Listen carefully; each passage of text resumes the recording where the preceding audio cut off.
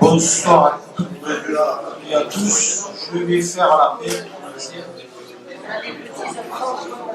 Alors, ben, les attirés présents, Ember André, Galvigo Jean-Christophe, Galibert Annick, Curé Philippe, Garcia Josepha absente, Graine Marcel, Jiménez Silva Eve, Nicolas Nouma, Pelé Marie-Hélène, Parra Séraphin, Munoz Dominique, Archembault Nicolas, Galambos Sandrine, Bouffigny Hervé, Boudet Emmanuel, Preux Roger, Caruso Vanessa, Laurent David, Agnen Delphine, Boudjema Bruno qui a donné pouvoir à Vanessa Caruso, Leroy Patricia, Deleu Jean-François, Boinel Charline, Defay Simon, Estrada Caluva Lisiane, Falcon de Lucas Chantal, Dardé Pascaline qui a donné pouvoir à Lisiane Estrada Caluva, Boudard Nicolas,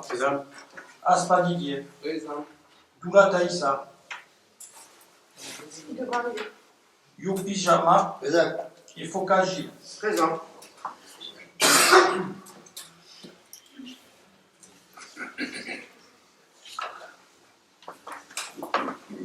Alors, juste une information, on vous a mis sur la table la question numéro 7, vous avez une erreur de chiffre. À hauteur de, il a marqué de 980 975,64 €, et c'était 993 974 €. Donc, c'est une erreur de chiffre. C'était la question numéro 7. Vous avez l'ordre du jour. Ah oui, il faudrait une secrétaire ou une secrétaire de séance. Roger? Merci, Roger.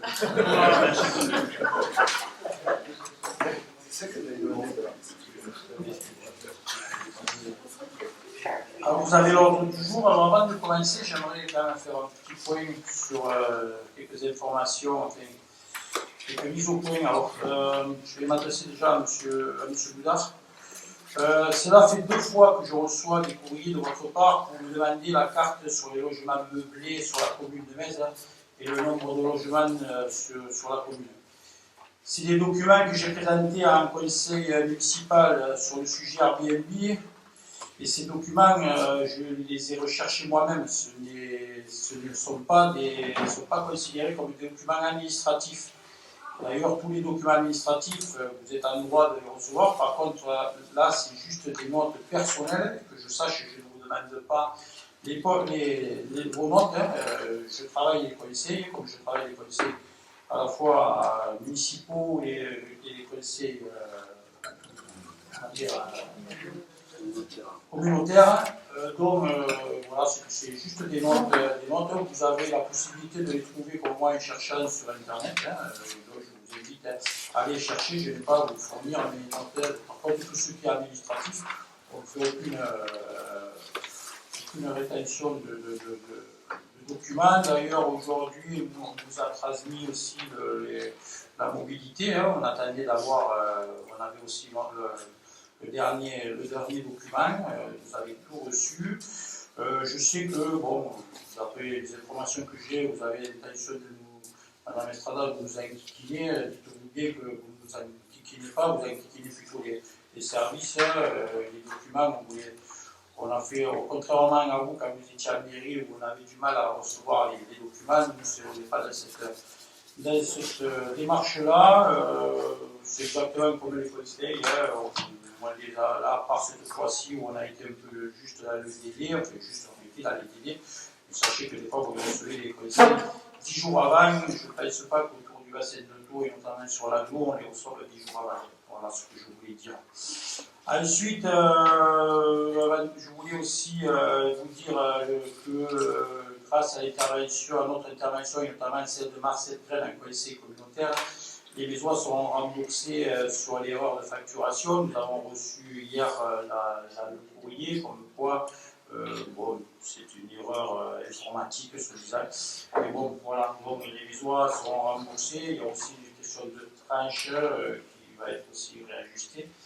Voilà ce que je voulais dire.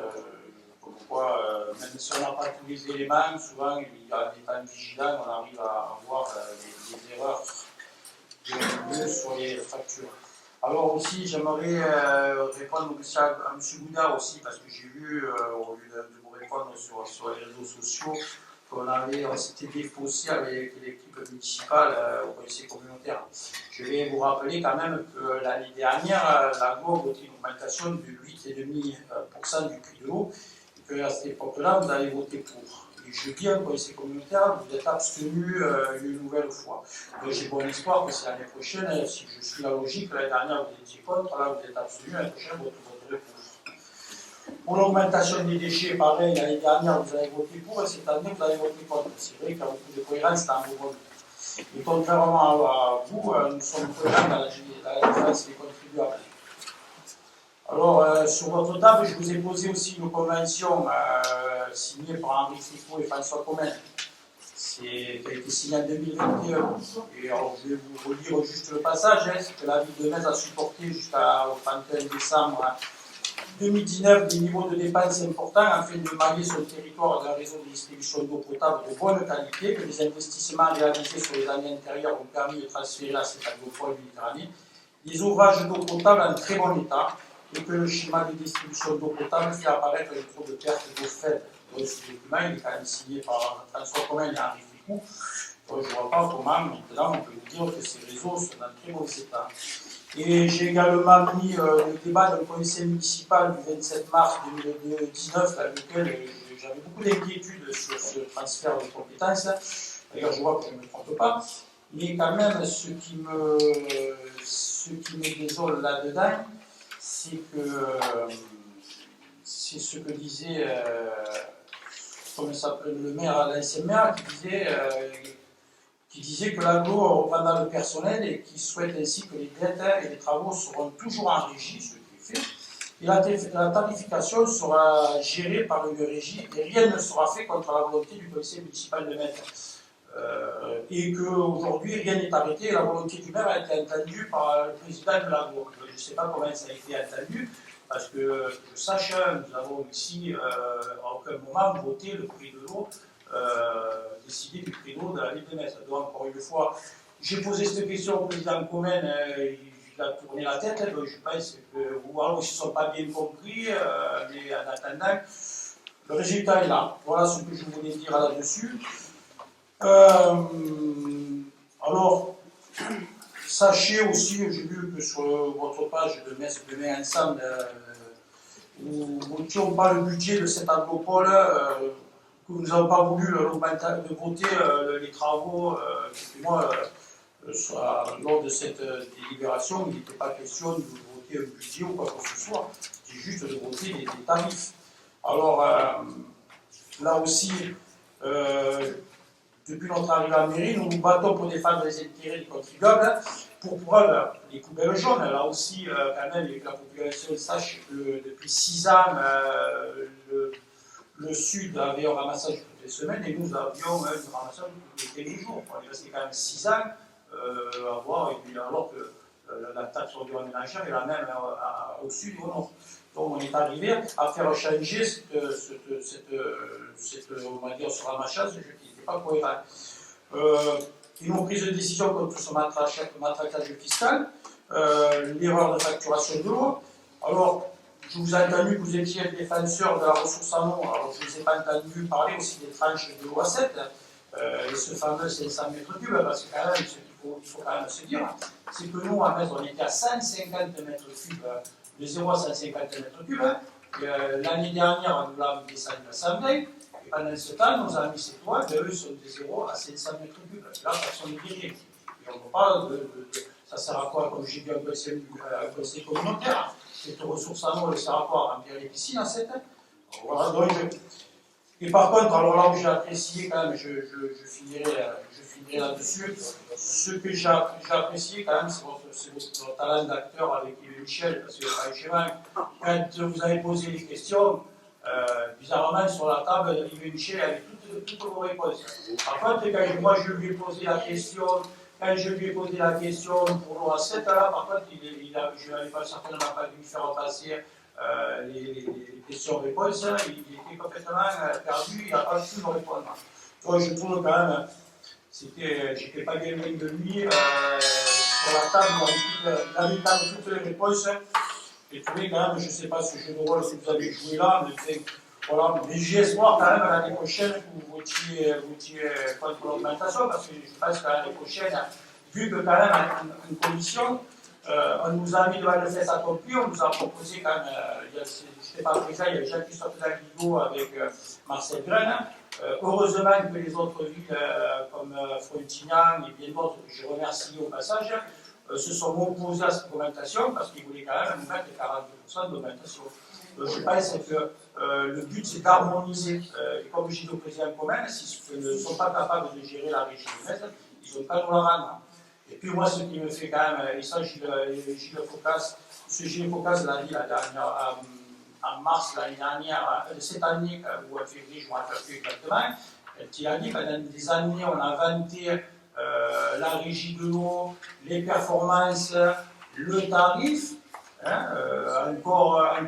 Alric a dit, je vous laisse dire aussi que M. Alric indique que le rendement des réseaux à Metz a fortement été amélioré dans cette ville. Et maintenant, je vois qu'il a vos publications, que vous dites que Metz a des rendements finables. On est à 79,2. Je vous signale que Frontignan sont à 80,1. Je veux dire, il n'y a pas non plus de quoi. Par contre, les rendements de réseau, c'est pas l'eau achetée et l'eau vendue, c'est le mètre cube perdu sur le kilomètre. Et là, c'est à l'île de Metz qui a la meilleure performance. Et ça, bizarrement, personne ne veut l'entendre, ce chiffre-là. Enfin, voilà ce que je voulais dire. J'espère que la prochaine fois, bien, vous saurez, surtout comme vous avez averti, je suis venu vous voir avant le conseil, je vous ai dit qu'est-ce que tu vas faire, tu m'as dit que je verrai. Ouais, mais je l'ai vu. Voilà, il est mis aussi. Voilà ce que je voulais dire. Puisqu'on m'avait interpellé, monsieur le maire, Allez-y. je pense qu'on aurait pu quand même échanger bien avant en amont du conseil, pour préparer éventuellement cette délibération. On aurait pu peut-être éventuellement la travailler tous ensemble. Donc c'est un peu dommage que je déplore surtout votre réponse quand j'étais après ma prise de parole, quand vous avez dit nous n'avons pas participé à l'époque à des commissions de travail au niveau de l'agglo. Je ne vois pas pourquoi vous seriez associé à des commissions de travail au niveau de l'agglo. Je pense que quand il y a eu l'élection le 28 juin en 2020, vous avez été associé en tant qu'élu communautaire à des commissions de travail. Aussi.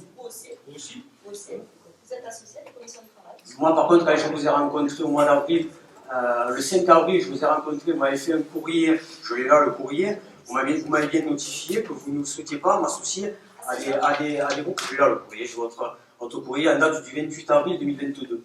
Et vous dites que malheureusement, vous ne pouvez pas m'associer à des commissions de travail. Bon, certes, c'est peut-être pas le sujet là, puisque vous avez tranché. Moi, j'ai fait une demande au cours de ce conseil communautaire, mais je pense qu'on aurait pu se voir en amont, en sachant que c'était quand même un sujet qui était quand même capital, pour discuter de la problématique. Cette problématique-là, qui, pour moi, je pense, est importante. Et je l'ai dit, je l'ai souligné. Peut-être dans mon jeu d'acteur, comme vous venez de le dire, il n'y a pas de jeu d'acteur, je ne suis pas ni à Cannes, ni à Hollywood. Donc je suis là pour défendre les intérêts. Vous avez des intérêts que vous défendez, vous avez une façon de les défendre, j'en ai une autre façon. Et après, voilà, chacun a sa vision de la chose. Après par contre, chose que je déplore, c'est, puisque vous l'évoquez, vous évoquez les réseaux sociaux, moi je suis quand même resté relativement courtois tout au long de mes publications. Je n'ai ni injurié qui que ce soit en termes d'élus. Et je me souviens qu'il y a un certain conseil municipal, il y a 2 ou 3 conseils municipaux en arrière, vous avez évoqué le cas d'une conseillère, en l'occurrence Madame Imbert, qui avait été malmenée sur les réseaux sociaux et qui avait fait l'objet de propos qui étaient vraiment diffamatoires. Et j'aimerais bien aujourd'hui que vous fassiez de la sorte avec moi, puisque j'ai vu quand même des propos me concernant sur la page Agir pour Metz et sur d'autres pages qui sont à vocation de publier de l'information pour les Mésois. Alors certes, je comprends qu'il puisse y avoir un débat d'idées, un débat qu'on soit totalement opposé sur des sujets, je le comprends tout à fait, et c'est pourquoi vous avez été élu et que nous on s'est retrouvés en deuxième position lors des élections en décembre il y a 2 ans. Mais j'aimerais aussi que vous me répondiez là-dessus par rapport à la façon dont j'ai été traité et la façon dont on m'a traité sur les réseaux sociaux depuis maintenant, on va dire, 3 jours. Alors, je trouve ça choquant et j'espère que vous vous positionnerez au même titre que vous êtes positionné il y a quelques conseils municipaux par rapport au soutien de votre adjointe, Mme Lambert, chose que je trouvais tout à fait normale à l'époque, et j'espère que vous en ferez de même à mon égard. Voilà, merci. Alors je vais vous répondre déjà sur les commissions. Sachez que les commissions, il y a 2 représentants par commission, que je sache, il y avait 4 commissions, si mes souvenirs sont bons. On a envoyé 6 personnes de chez nous, il y a une personne de chez vous, puis il y a Gilles qui est Focas qui participe à une commission. Alors après, je vais vous dire un truc, c'est vraiment les commissions, vous voyez, il y a Nicolas Noumois ici qui est présent, qui fait partie de la commission déchets. Demandez-lui si ce qui est passé en conseil communautaire, l'augmentation des déchets, si la tarification des villes est passée en commission. Il n'y a rien qui est passé en commission. Alors je vais vous dire un truc, les commissions, vous ne perdez pas grand-chose, c'est juste on discute de rien, si ce n'est qu'on se retrouve devant le fait accompli. Sachez aussi, et ça je l'ai dit tout à l'heure à des personnes, c'est que le peu de démocratie qui a été instauré au sein de cette agropole, c'est moi qui l'ai fait instaurer. Je vais vous dire mieux, quand je suis arrivé à cette agropole, après mon élection, je suis arrivé le jeudi avant le conseil communautaire. J'ai demandé à tous les autres vice-présidents si on discutait du conseil communautaire. On m'a dit non, on ne le fait pas. J'ai dit comment? Alors j'ai pris la parole, je demandé au président de cette agropole, je lui ai dit il y a des choses qui me surprennent, il y a un fonctionnement qui ne me plaît pas. Alors c'est sûr que ça a choqué. Je lui ai dit comment se fait qu'on ne discute pas préalablement du conseil communautaire. Alors depuis, je lui ai dit si jamais il y a une délibération que je reçois le vendredi, parce que je suis vice-président, et le conseil communautaire, je le reçois comme vous le vendredi pour le jeudi.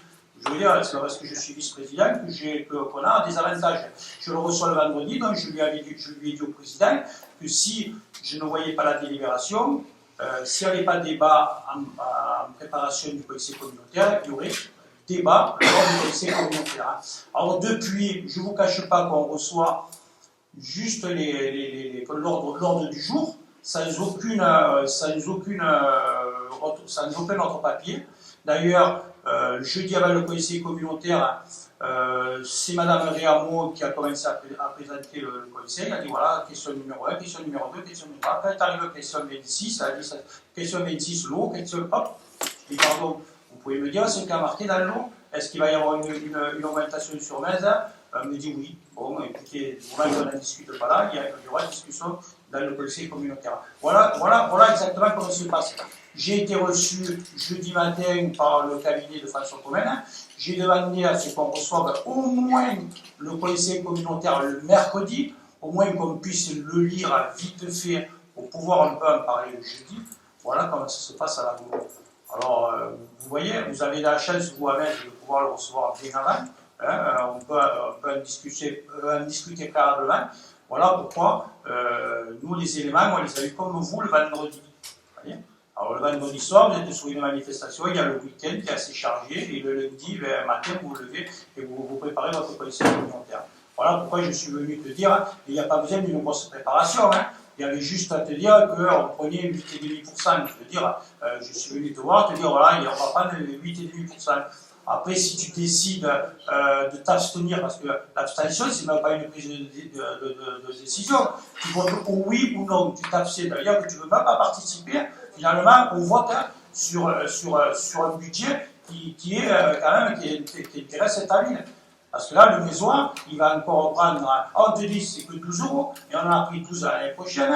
L'année dernière, on dit, oui, on va en prendre 12 là, et peut-être que l'année prochaine, vu comme c'est parti, on va en prendre une autre couche.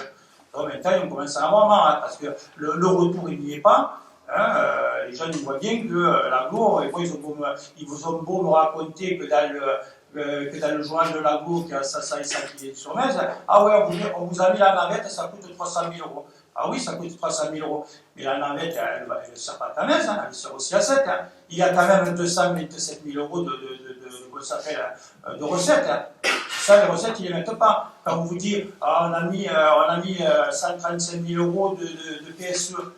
Le PSE, vous savez ce que c'est pour les agriculteurs. Mais allez chercher sur l'agence de l'eau, vous allez chercher, ça a été financé à 100% par l'agence de l'eau. Dans l'aglo, ça a coûté zéro.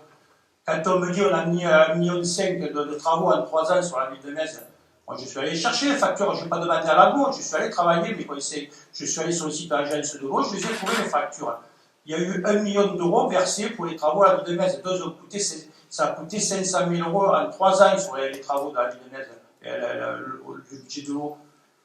Et en plus de ça, d'ailleurs on n'entend pas bien dans la vidéo de l'aglo parce que ça marchait pas bien. Sachez quand même que chaque année on a 35 000 euros d'antennes relais SFR Orange sur le toit du château qui sont maintenant encaissés par l'aglo. C'est-à-dire qu'en 3 ans ils ont pris 100 000 euros de recettes, comprenez la ville de Metz. Donc vous enlevez les 500 000, vous enlevez encore 100 000, hein, il reste 400 000 euros. Alors 400 000 euros avec le budget de l'eau, s'ils ne sont pas capables de faire les travaux, on arrête, hein, s'il vous plaît. Alors qu'ils nous la rendent à la régie et on leur montrera qu'on est capable de la faire marcher. Après, si le meilleur mode de fonctionnement c'est la régie, moi personnellement je ne suis pas hostile, au contraire, je pense que je suis favorable hein, et j'irai dans ce sens-là. J'attends toujours une réponse, monsieur le maire, par rapport à la question que je vous ai posée. Par rapport à. Un dernier, quoi. Enfin, c'est pas une question, c'est une. Non, mais je vais vous répondre. Moi, je condamne toute forme d'insulte ou quoi que ce soit, je le condamne. Sachez qu'en conseil communautaire, quand même, monsieur Yves Michel s'est permis de nous traiter d'hypocrite quand même. Hein. Alors, je pense qu'en tant que vice-président, alors je ne veux pas envoyer un courrier au président, mais je pense qu'à un moment donné, s'il n'a plus de réponse, s'il n'a aucun moyen de me répondre, il pourrait s'éviter de traiter les élus d'hypocrites. Monsieur le maire, moi je vous parle en tant que Nicolas Boudard. Parce que quand vous m'avez interpellé au conseil communautaire, on m'avait dit avec monsieur Fricou, mais c'était pas monsieur Fricou qui était dans l'assemblée, c'était Nicolas Boudard qui représentait des élus d'opposition au niveau de cette agropole Méditerranée. C'est pour ça que j'ai demandé à siéger, s'il y avait la possibilité de siéger en tant que tel en commission. Vous me dites que les commissions n'apporteraient. Laissez-moi finir s'il vous plaît. Et après voilà, j'entends, je suis à votre écoute, et puis vous me dites que vous avez fait évoluer le modèle de gouvernance dans le sens où maintenant on peut délibérer et échanger sur différents sujets en amont des conseils, j'entends tout à fait, et c'est une très bonne chose. Hein. Moi je suis pour la transparence, et pour que le débat se fasse, voilà, je vous dis, comme vous me disiez précédemment, si M. Michel, vous avez différent et M. Michel, vous voyez avec lui, moi je vous fais une remarque par rapport à ce que j'ai lu ce week-end sur les réseaux sociaux. Il y a plusieurs personnes qui m'ont interpellé à ce moment-là. Voilà, donc je vous fais une remarque à titre personnel. Voilà. Moi je condamne. Moi j'ai pas été, je vous ai pas maltraité, et je condamne tout à fait ce genre de pratique. Hein. Vous savez, derrière les réseaux sociaux, il y en a même des fois des faux comptes qui se permettent aussi certaines choses. Voilà. Moi en tout cas, ça ne vient pas de moi ni de ma famille. Et si quelqu'un de ma famille, je serais capable. Après, il y a des gens que je gère pas. Hein. Dans la campagne, il y a des gens, même vous avez des gens que vous n'avez pas géré, et moi je ne les gère pas non plus. Hein. À un moment donné, je ne peux pas tout gérer non plus. Monsieur le maire, je le condamne. Après, vous avez pris les positions, certes, qui ne font pas plaisir aux Mésois, c'est votre gros problème. Hein. Vous l'assumez. Hein. Mais moi, je ne me permets pas de vous décider. En aucune manière, je vous ai dit que c'est vous qui m'avez invectivé ou qui m'avez interpellé. Et je tiens à vous dire que voilà, c'est passé de la sorte sur les réseaux sociaux. Monsieur le maire, je vais prendre la parole. Puisque vous m'avez interpellé, M. Boudard, quand même, il y a une chose moi qui me surprend, c'est que pendant la campagne électorale, avec tous les propos injurieux que vous avez mis contre moi, hein, puisqu'on parle, oui, si mes ensemble c'est vous, donc vous en faites partie, en tout cas, vous n'êtes jamais déplacé, me dire, tu sais, Audrey, les propos continuent contre toi avec mes ensembles, eh bien, sincèrement, je te connais depuis que tu es né, et je ne les pense pas. Donc, en fait, tu t'es associé à l'époque avec la majorité pour dire que je vais voler des masques. Donc je suis un peu, maintenant, ça tu me fais un petit peu rigoler de revenir là-dessus. Par contre, je ne cautionne pas si on a dit de mauvaises choses sur toi. Moi, les réseaux sociaux, je ne les regarde plus, après votre sacrée campagne injurieuse contre moi. Donc je ne les ai pas lus, mais en effet, on n'a ni à te traiter de quoi que ce soit sur les réseaux sociaux, ni toi, ni personne, ni un citoyen lambda. Et je pourrais même dire mieux, pardon, excusez-moi, une conseillère qui est de votre équipe et qui est présente ici ce soir, Madame Leroy. On ne pas la citer. Je ne vous ai pas insulté. Si, vous êtes stupide dans votre écoutez, reprenez votre... C'est une appréciation d'une maison qui paye 12 € de plus à cause de vous. C'est le vôtre. Non, mais bon, Parce que vous avez été la voix qui a fait changer les maisons. C'était votre voix, c'est à cause de vous qu'on va payer 12 €. C'est pas vous que oui, non, mais bon, c'est votre vote. C'est pas la même chose. Oui, bien sûr. Ah non, c'est pas la personne. On peut jouer sur les... Bon, allez, non, pas, on va arrêter. Monsieur Foucault, vous avez une chose à dire? Allez, jouez ça. Bon, j'ai pas été interpellé, mais je vais quand même mettre mon grain de sel.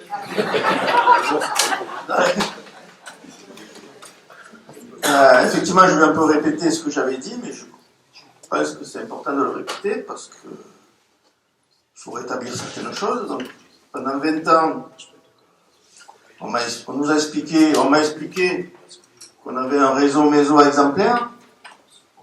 Je me souviens, on a suivi tout ça. Tous les remplacements des canalisations en plomb, il y avait pas mal de boulot de fait là-dessus. Pendant des années, je m'en souviens, dès qu'il y avait des travaux, d'ailleurs, on remplaçait les canalisations. C'est de l'investissement. La recherche active de fuite, moi je l'ai toujours connu dans cette ville, et avec quelqu'un qui était assez méticuleux, M. Van Elst, et qui travaillait pour moi, qui avait une conscience professionnelle au-delà de la moyenne. Et le réseau était tellement excédentaire d'ailleurs qu'on ponctionnait sur le budget de l'eau pour renflouer le budget principal de la commune.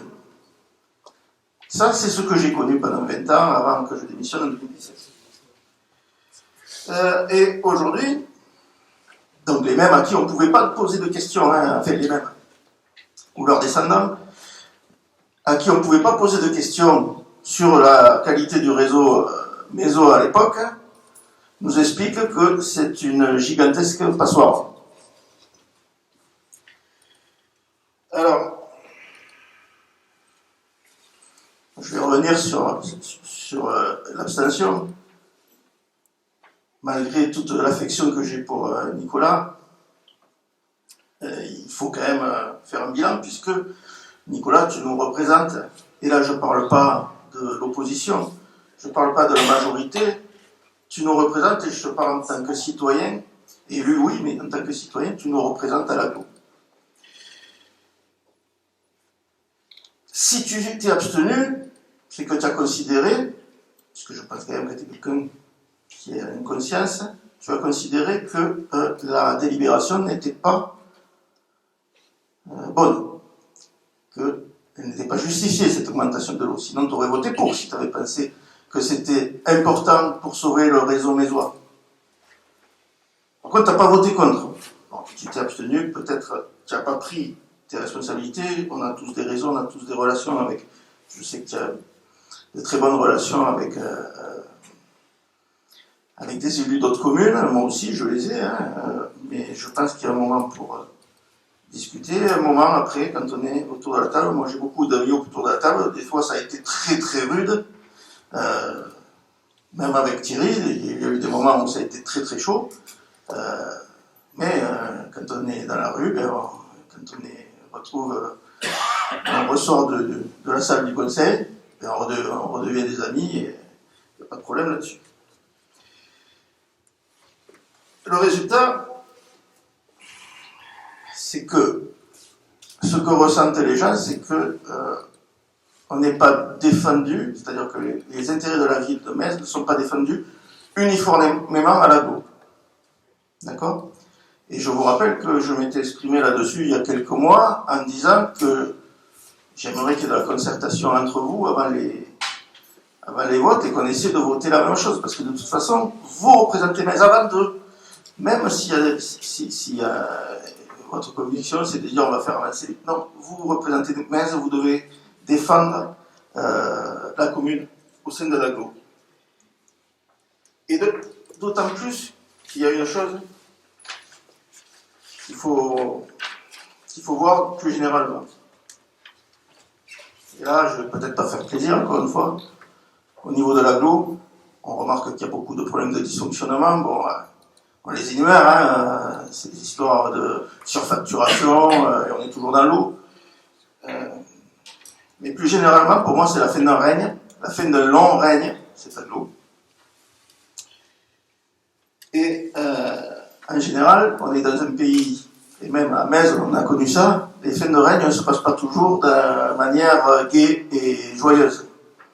En général, c'est plutôt dans le chaos et dans la discorde que ça finit, et ça finit aussi après souvent un matraquage fiscal. Et là, on est exactement dans ce cas-là. On a, et j'ai un peu la même analyse que le maire de Frontignan, c'est-à-dire que on peut pas, c'est trop facile. C'est trop facile quand on est à la tête d'une collectivité de dire voilà, bon, on a un problème, on augmente. Eh oui, c'est facile, puisque là, c'est pas comme une entreprise, t'as pas des clients en face de toi qui iront voir ailleurs, et puis de toute façon, c'est de la clientèle captive qui sont obligés de dépenser chez toi. Je constate aussi que le président, pour étayer cette fin de règne, le président de l'agglo, a été mis en minorité sur certains sujets, notamment les déchets, et heureusement, les déchets professionnels. Et là, tu as voté contre.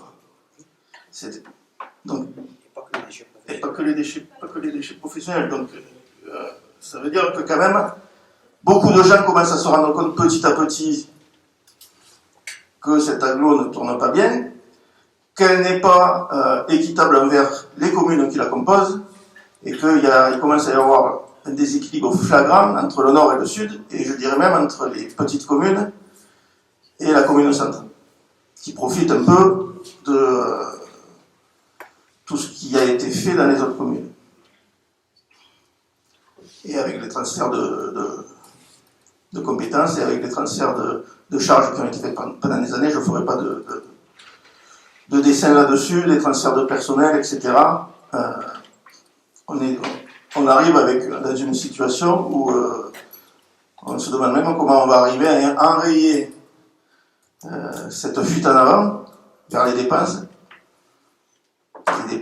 qui sont des fois injustifiées.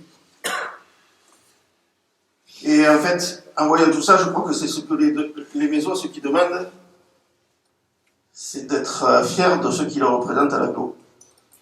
Voilà. Et moi, je suis tout seul, hein. Je suis élu, je suis pas élu issu de la majorité. Et je me sens, c'est quand même paradoxal, je me sens mieux représenté par les élus de la majorité que l'élu pour le moment qui représente l'opposition. Voilà. Donc j'aimerais et je pense que beaucoup de gens aimeraient qu'on tire un trait un peu aussi sur certaines querelles, et je pense que c'est possible qu'il y ait une entente au niveau de l'agglo de tous nos élus, parce qu'on doit tirer dans le même sens à ce niveau-là. Voilà. Merci de m'avoir écouté. Merci, M. Vocas. Oui, Monsieur Boudard, je comprends tout à fait la position dans laquelle vous êtes aujourd'hui, et franchement, honnêtement, ce que vous vivez sur les réseaux sociaux, je peux qualifier ça de vraiment déplorable.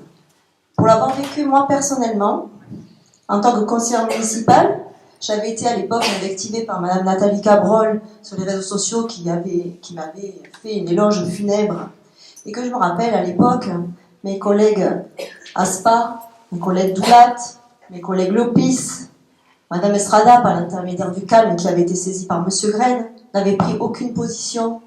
Et à cette époque-là, Personne n'est venu me taper sur l'épaule pour me dire « Madame Silva, Ève, ce que tu vis là, c'est pas normal et on te soutient. » Donc je comprends tout à fait ce que tu vis aujourd'hui sur les réseaux sociaux et je condamne tout à fait les propos diffamatoires que les gens peuvent avoir à ton égard. Cependant, ton attitude vis-à-vis de l'équipe majoritaire, c'est-à-dire vis-à-vis du maire lorsqu'il est venu te voir pour te demander ton positionnement. Effectivement, tu nous reproches aujourd'hui qu'on aurait dû travailler avec toi en amont. Mais pour travailler en amont avec toi, il faut avoir confiance. Confiance en toi. Parce qu'excuse-moi, mais quand tu envoies ce que tu as dit en conseil municipal, et j'en ai la preuve, il va falloir que tu le dises à un moment donné, j'en ai la preuve de ce que j'avance. Ce que tu as dit en conseil communautaire, tu avais envoyé tout le courrier. Tout était envoyé à Yves Michel précédemment. Il a préparé sa réponse, tu lui as déroulé un tapis rouge. Alors, effectivement, comme te dit Gilles, il ne faut pas tout confondre amitié, que tu peux avoir avec Yves Michel, amitié, que tu peux avoir avec certaines personnes du cabinet de François Comène, et ton rôle d'élu. Parce que ton rôle d'élu, tu es là pour représenter les Mésois. Donc, si tu veux qu'on travaille ensemble et qu'on prépare les conseils, il faut à un moment donné, il faut qu'on ait confiance aussi en toi. Il faut que les Mésois aient confiance en toi. Voilà ce que j'avais à dire. Je sais pas d'où vous sortez ça, là, cette histoire de t'envoyer et dérouler le tapis rouge. Si vous ne savez pas d'où on le sort, on peut le sortir si vous voulez.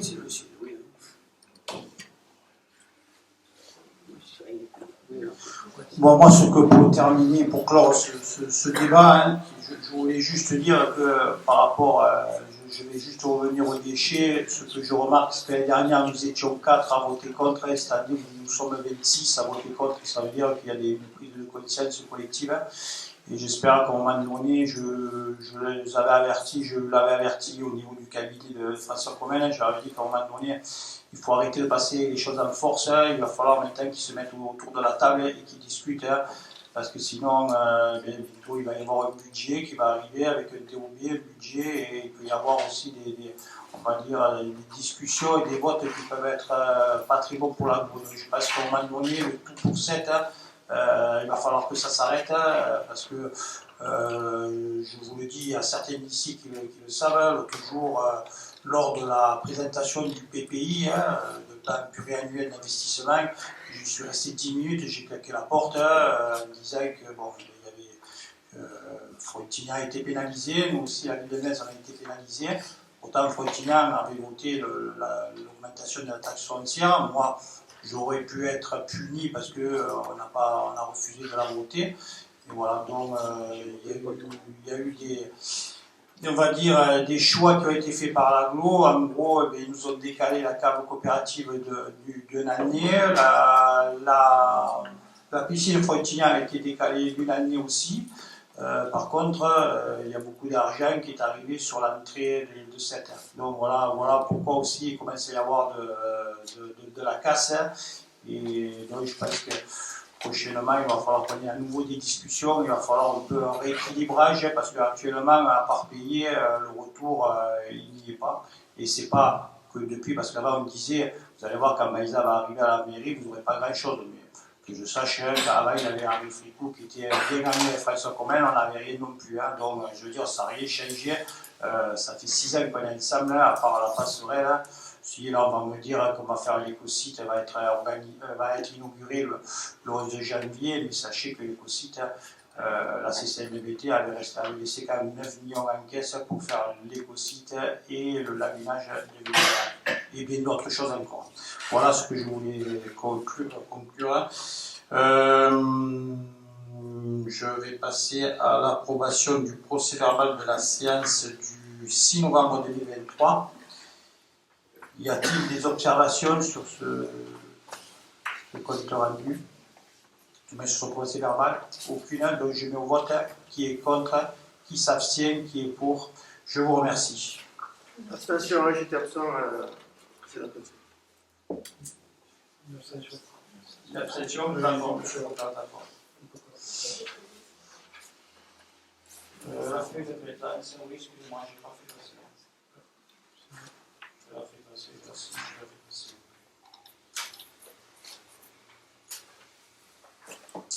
Ensuite, la question numéro 3, vous avez les prises récapitulatives des décisions que j'ai prises. Vous avez toutes devant vous, ça va de la 73 à la 80. Y a-t-il des questions, des observations?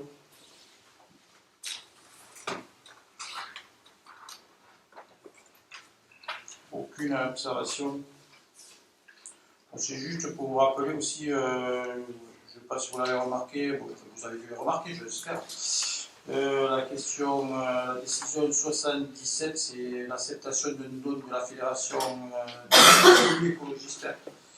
C'était une association que Yves Pietrasanta avait créée et on va dire qu'elle a été dissoute et l'ancien secrétaire et le bureau a décidé de l'octroyer à la ville de Metz à une somme de 20 000 euros. Et nous allons voir certainement, nous allons faire une action, on va dire, sur l'écologie, sur l'écologie, et en tout cas, nous tiens à remercier les élus écologistes d'avoir fait ce don à la ville de Metz au nom de Yves Pietrasanta. Voilà ce que je voulais dire. Question numéro 4.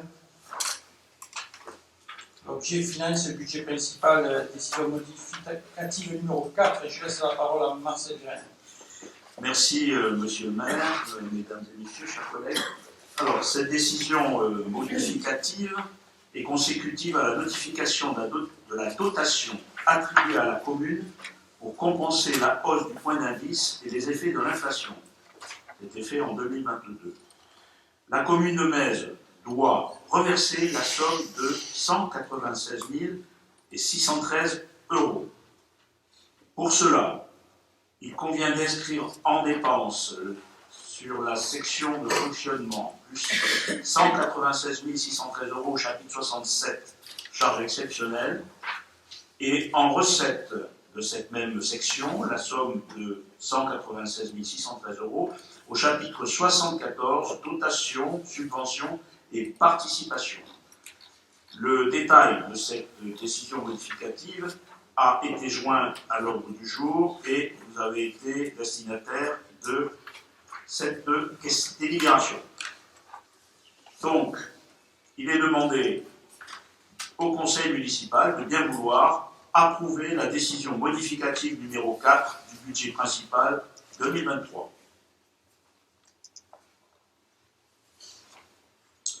Y a-t-il des questions ou des observations? Aucune, donc je mets au vote. Qui est contre? Qui s'abstient? Qui est pour? Je vous remercie.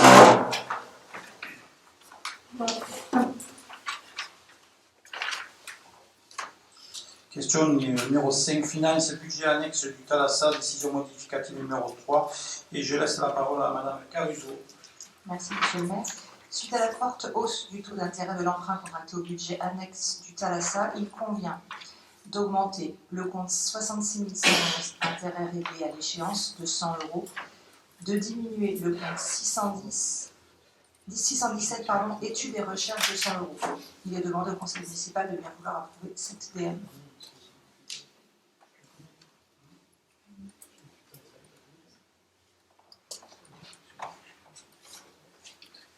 Y a-t-il des questions ou des observations? Aucune. Donc je mets au vote. Qui est contre? Qui s'abstient? Qui est pour? Je vous remercie.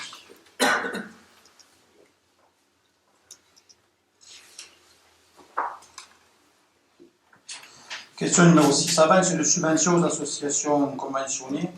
Alors, comme chaque année, afin de faciliter la gestion de trésorerie des associations conventionnées Jazz à Metz et Metz Stade Football Club, il est proposé de faire une avance de 30% maximum du montant voté au budget 2023 de la subvention 2024 dans l'attente du vote du budget. Je vous demande donc de bien vouloir approuver cette proposition. Y a-t-il des questions? Des observations? Aucune.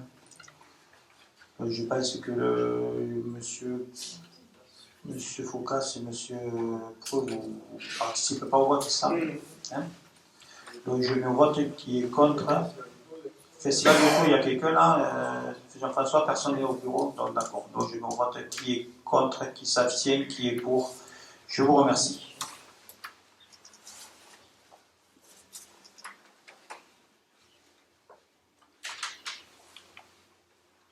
Question numéro 7, finances. Budget principal et budget annexe du restaurant municipal, de l'hébergement municipal et du port de Metz. Autorisation d'engagement des dépenses et investissements préalable au vote du budget primitif 2024. Et je laisse à nouveau la parole à M. Marcel Graine.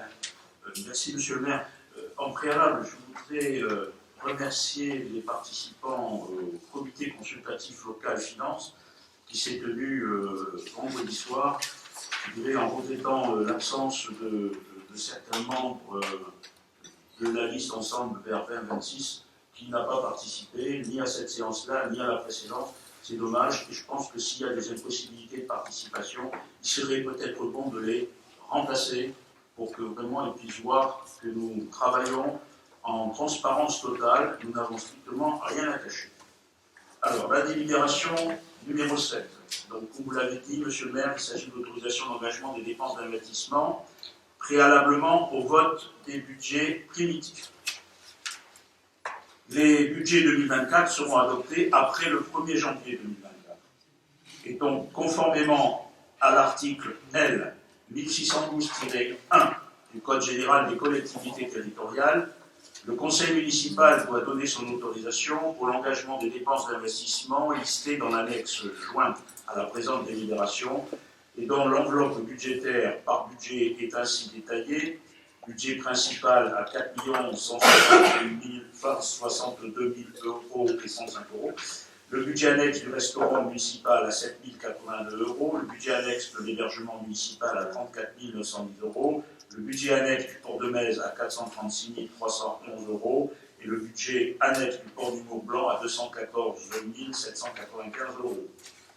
Il est donc demandé au Conseil municipal de bien vouloir autoriser l'engagement des dépenses d'investissement préalables au vote du budget primitif 2024, comme indiqué dans l'annexe jointe à la présente délibération, pour un montant total de 993 461 euros et 64 centimes. Et donc autoriser Monsieur le maire ou son représentant à signer tous les documents afférents à ces dépenses. Y a-t-il des questions ou des observations? Monsieur Focas. Oui, je reviens sur les propos de Marcel sur la commission des finances. Nous étions 4, en comptant Marcel et moi. Je pense que ça serait bien de peut-être refaire un appel, même à des non-élus, pour qu'ils viennent renforcer la commission. Je pense que c'est peut-être aussi valable pour d'autres commissions, parce que d'expérience, elles ont tendance souvent à s'essouffler. Et je pense que c'est quand même souvent un bon vecteur, parce que bon, la chose est quand même rébarbative, très souvent, et elle n'est pas toujours comprise par le public, par le grand public. Donc je pense que la commission est utile, et que faire des commissions à 4, c'est intéressant, il n'y a pas de problème, mais je pense que ça a plus d'intérêt si on est un peu plus. Quoi. Voilà, ça c'était pour ce qui est de la commission. Pour ce qui est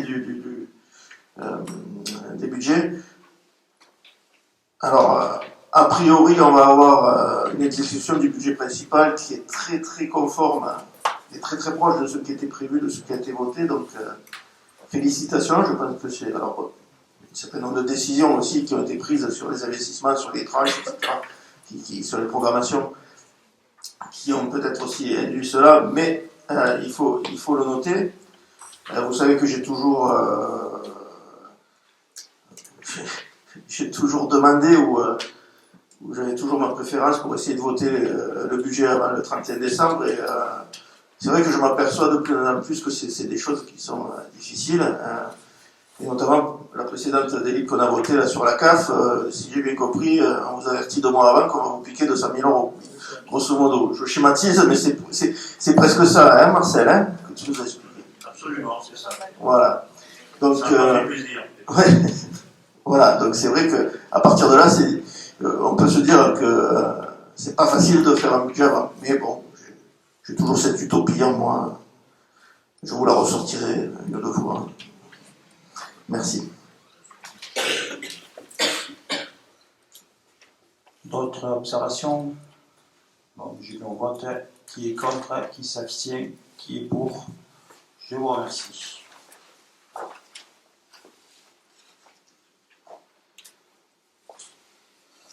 Question numéro 8, c'est la PCP, aménagement de la place Arissier-Briand et à Bordial. Alors, le conseil municipal doit se prononcer sur la création d'une nouvelle autorisation de programme crédit de paiement pour l'investissement suivant. APCP numéro 2023-04, aménagement de la place Arissier-Briand et des abords des Halles. Le tableau présenté dans le projet de délibération comporte la répartition prévisionnelle pour l'exercice des crédits de paiement correspondants. Il convient donc de se prononcer sur la création de cette autorisation selon les indications détaillées dans le projet de délibération. Y a-t-il des questions ou des observations? Monsieur Foucasse. Oui, désolé, par rapport aux deux projets qui ont été un peu présentés au public, est-ce que ces deux projets qui sont figés ou est-ce qu'il peut y avoir quelque chose d'intermédiaire ou de modulation entre les deux? Non, ils sont pas du tout figés. On a tenu compte, on a fait passer justement toutes les observations des gens. Alors je ne dis pas que tout sera pris en compte, hein, parce que bon, à un moment donné, il va falloir trancher, puisque sinon il y aurait, on va dire, 50 avis différents. Mais bon, on va sortir, on va essayer de trouver, on va dire, un compromis qui va faire en sorte de satisfaire plus ou moins tout le monde. Voilà.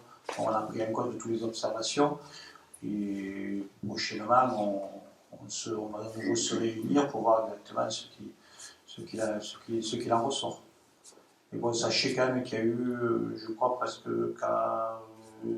48 ou une cinquantaine de personnes qui ont donné leur avis. Ce qui est très peu si on regarde bien par rapport à la population quand même. Vous savez, c'est un peu comme Jean-Christophe vous parlera du PLU, c'est pareil. Hein, il y a très très peu de participation sur donner leur avis. Voilà. Parce que entre les deux options, bon, l'option où on ressort par derrière l'église ou l'option où on laisse la circulation sur la place, il y avait aussi l'option de sortir par Pierre-Auguste Massalou. Par derrière. Non, il n'y était pas à présenter l'option. Mais moi, j'y pense. Oui, il y a eu des propositions là-dessus.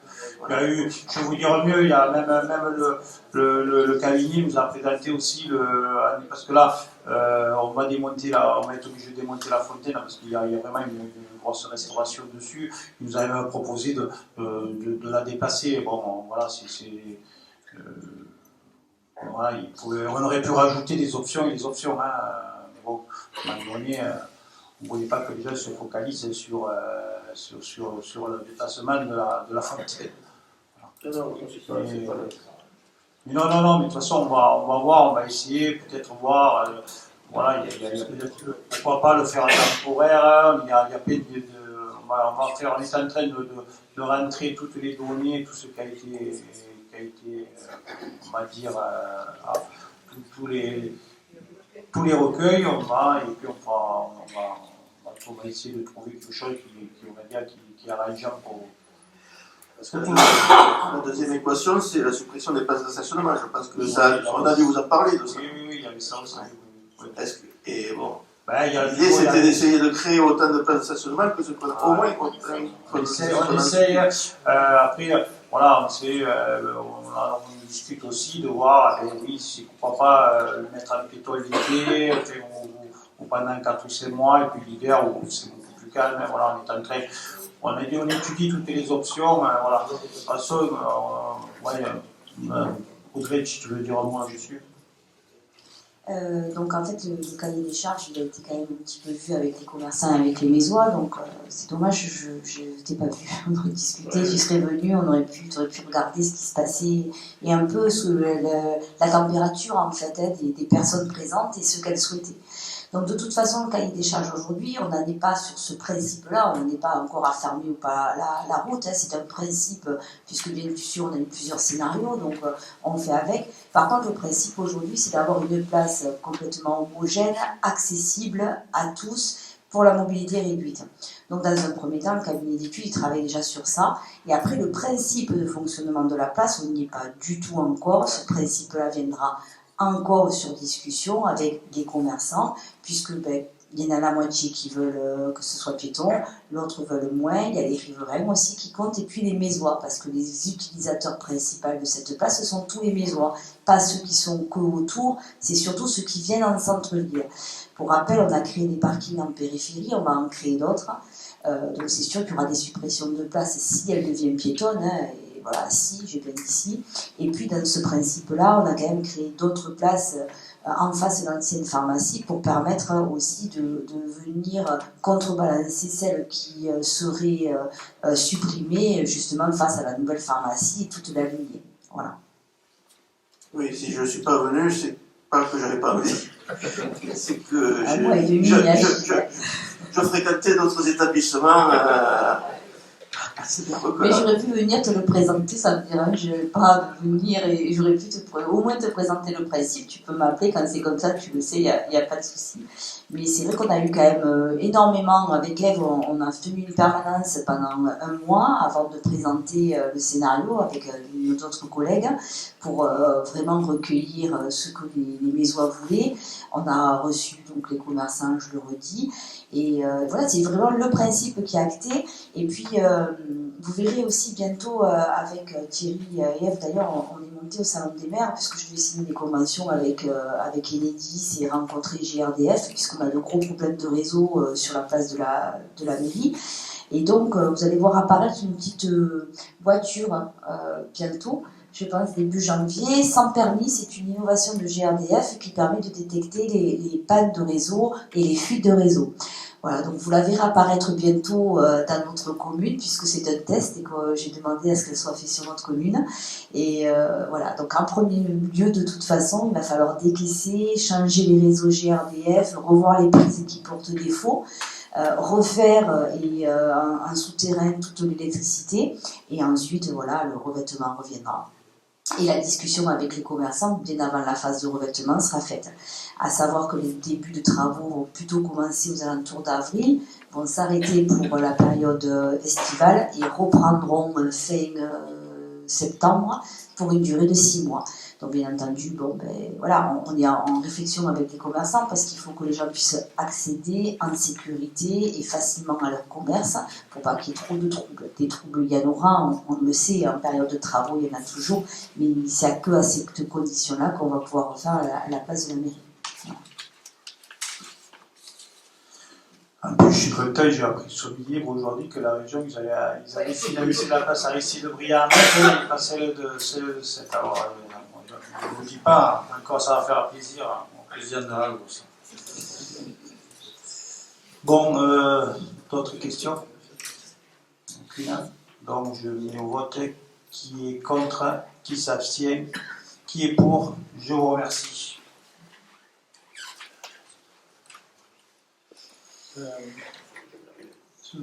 Juste une observation, je rejoins Gilles Foupas. Je crois que c'est très très rare, en fin d'année au Conseil de décembre, de ne pas avoir de décision modificative sur le chapitre 01, les frais généraux, et sur le chapitre 02, les frais du personnel. Donc je tiens à féliciter tous les collègues qui ont été très raisonnables par rapport au crédit voté, les services aussi, parce que pour moi c'est un exploit quand même.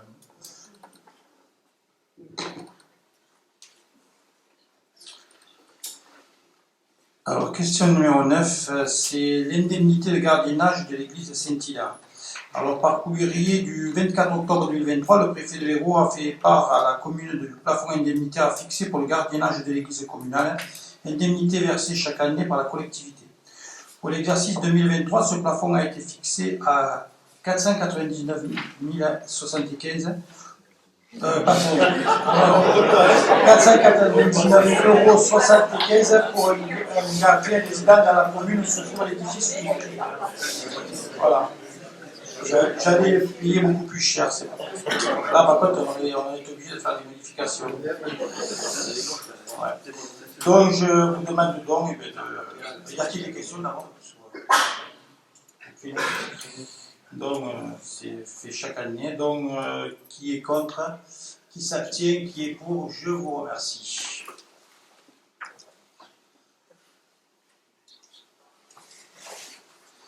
Question numéro 10, ressources humaines, modification du tableau des effectifs. Et je laisse la parole à M. Séraphin Parra. Oui, merci, monsieur le maire. Alors, effectivement, chaque conseil municipal, ou presque, vous avez on nous soumet un vote sur la modification du tableau des effectifs. Celui de ce jour concerne notamment des avancements dans les différentes filières. Donc on a, à l'issue d'une commission avec les organisations syndicales, décidé, le maire a décidé donc un certain nombre d'avancements. Donc ça concerne en fait 18 postes. Dans des filières administratives, dans des postes d'adjoint administratif de première classe, rédacteur principal de deuxième classe, un poste d'attaché territorial, là c'est pas un poste d'avancement, c'est un changement de filière.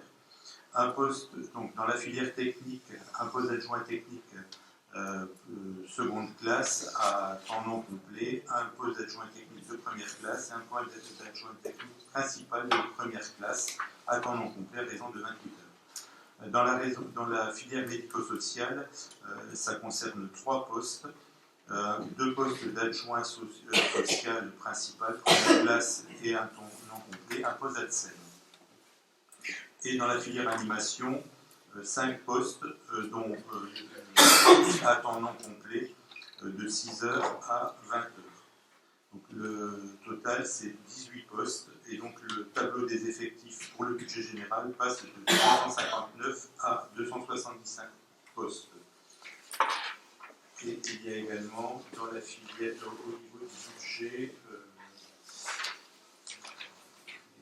de la cuisine centrale, également deux postes également au niveau du budget de la cuisine centrale. Donc il est demandé au conseil municipal d'approuver la modification du tableau des effectifs, de donner pouvoir à monsieur le maire de signer les documents nécessaires à la mise en œuvre de cette délibération. Y a-t-il des questions? Aucune. Donc je mets au vote qui est contre, qui s'abstient, qui est pour. Je vous remercie.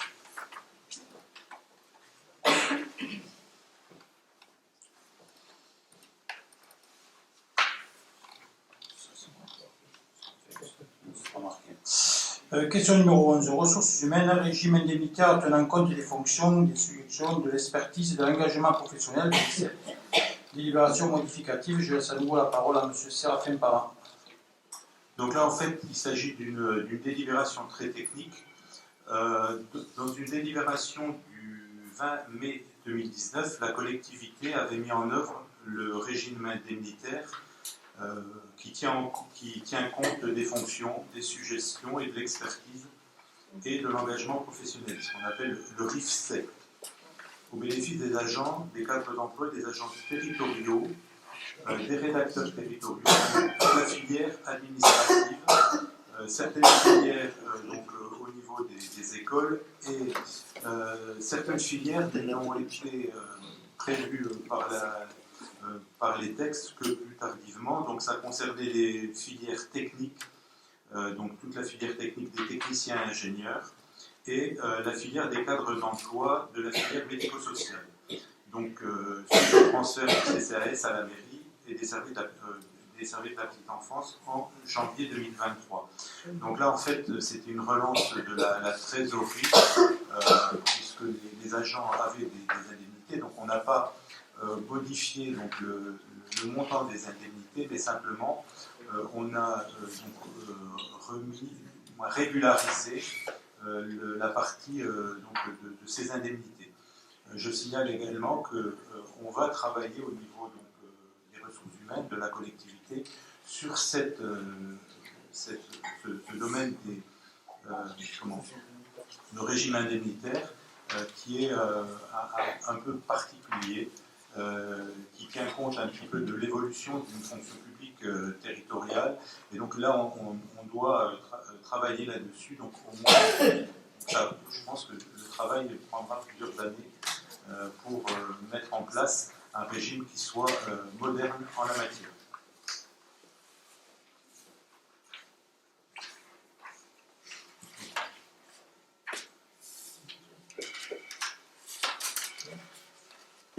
Y a-t-il des questions? Aucune. Je me vote qui est contre, qui s'abstient, qui est pour. Je vous remercie.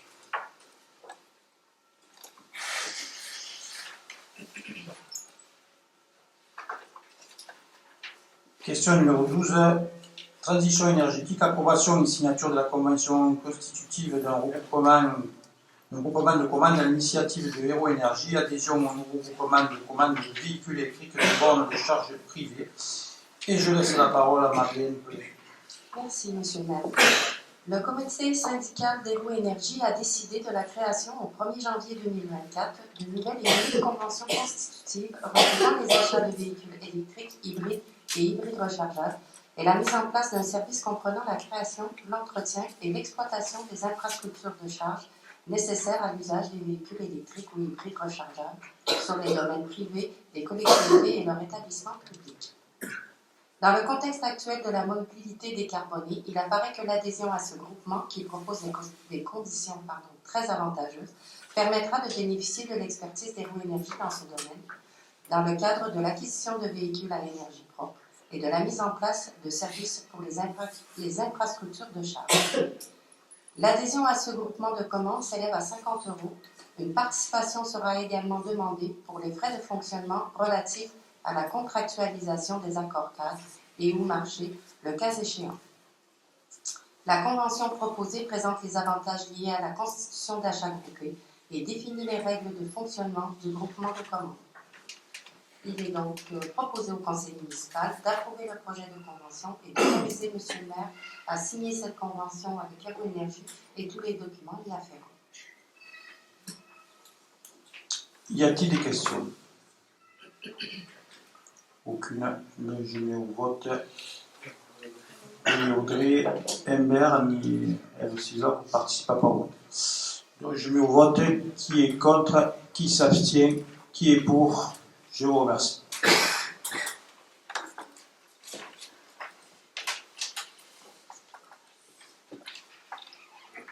Question numéro 13, environnement, opération 8 000 arbres par an pour Héro. Session à l'amiable et à titre gratuit de 59 arbres. Et je laisse la parole à M. Nicolas Noir. Merci, Monsieur le maire. Pour la 5e année consécutive, le département de l'Hérault accompagne les collectivités dans leurs projets d'aménagement en offrant des arbres, dans le cadre de l'opération 8 000 arbres par an pour Hérault. Cette année, 59 arbres, tamaris de printemps, érables de Montpellier et arbres de Judée seront offerts à la ville de Metz. La commune, engagée dans la préservation de l'environnement et de la biodiversité sur son territoire, souhaite affecter ces plantations aux espaces publics communaux suivants: le Tambourin, au bord de l'étang, dans le quartier des rues Marie-Curie, Henri Bessède et Jules Verne. Il est demandé au conseil municipal d'accepter la cession à l'amiable et à titre gratuit, sans déclassement préalable de ces arbres. Y a-t-il des questions? Aucune. Donc je mets au vote. Qui est contre? Qui s'abstient? Qui est pour? Je vous remercie.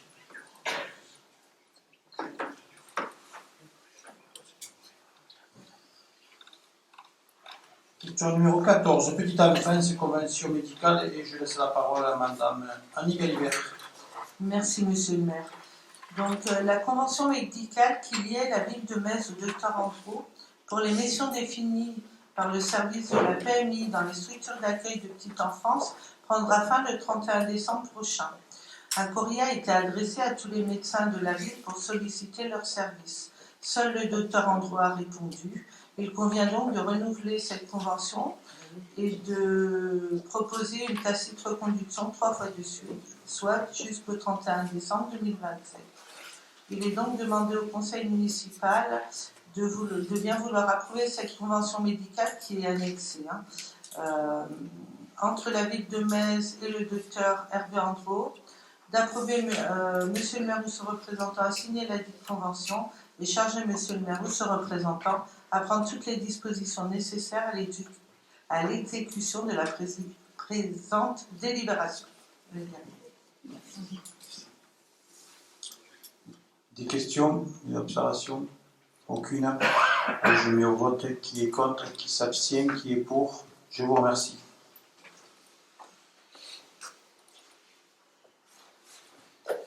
Question numéro 15, affaires scolaires, approbation de la nouvelle convention à la Calandre d'État de Metz. Je laisse la parole à Madame Marie-Hélène Pelé. Merci. La convention qui liait l'école Calendretta à la ville de Metz étant arrivée à l'échéance, une nouvelle convention doit être proposée à l'approbation du Conseil. De nouvelles dispositions liées à l'évolution du contexte réglementaire et financier et la nécessité de prendre en compte les objectifs environnementaux conduisent la ville et l'école Calendretta à approuver une nouvelle convention. Le projet de convention a été transmis avec l'ordre du jour.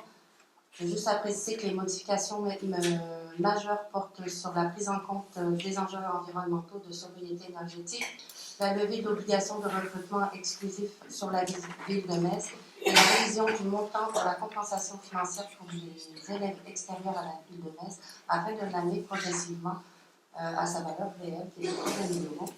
Et je voudrais préciser aussi que cette nouvelle convention a été établie en concertation avec les représentants de l'association Calendretta. Donc, il est demandé d'approuver les termes de la convention et d'autoriser M. le maire ou son représentant à signer cette convention et tous les documents relatifs à ce dossier. Voilà. Merci. Il va mal les vacances, hein? Y a-t-il des questions ou des observations sur cette convention? Monsieur Aspar. Juste un petit détail, est-ce qu'on en est au sujet du parking prévu sur la Calendretta? Le parking, il est presque terminé. Hein. Oui, tu veux dire le mot là-dessus? Oui, vas-y. Voilà, donc il est en cours, le jeu textile va être posé, ça va permettre d'avoir 120 places, également 3 positionnements de vélos, des racks à moto, voilà, donc c'est un joli parking qui a été réalisé et pour la Calendrette et pour la crèche à côté, mais également un parking qui va pouvoir servir de dessert pendant les festivités, puisqu'il est très bien relié maintenant au centre-ville au vu de la piste cyclable et des aménagements à la route de Viverac, donc il va pouvoir servir de stationnement. Et il va dégager aussi le lotissement des citronniers. Voilà, aussi. Y a-t-il d'autres questions, observations? Juste une observation du moins qui me réconforte. C'est celle concernant relative à l'acceptation ou à l'admission des enfants de plus de 3 ans au 31 décembre. Et aussi que, dans la mesure du possible, que ce soit en priorité les enfants de Metz qui soient prioritaires qui soient prioritaires entre guillemets, après que le financement, du moins que le financement de la commune octroyé à cette école aille directement aux enfants mésois. Et ça, c'est une charte, enfin, c'est une partie qui me réconforte dans la convention. Donc, la commune ne s'engage à contribuer aux dépenses de fonctionnement que pour les seuls élèves de l'école privée domiciliés sur son territoire et ayant atteint l'âge de 3 ans au 31 décembre de l'année de la rentrée scolaire. Voilà, donc ça, c'est quelque chose qui me tenait à cœur et je voulais faire une observation là-dessus que j'avais défendu, parce que ça ne se passait pas comme ça.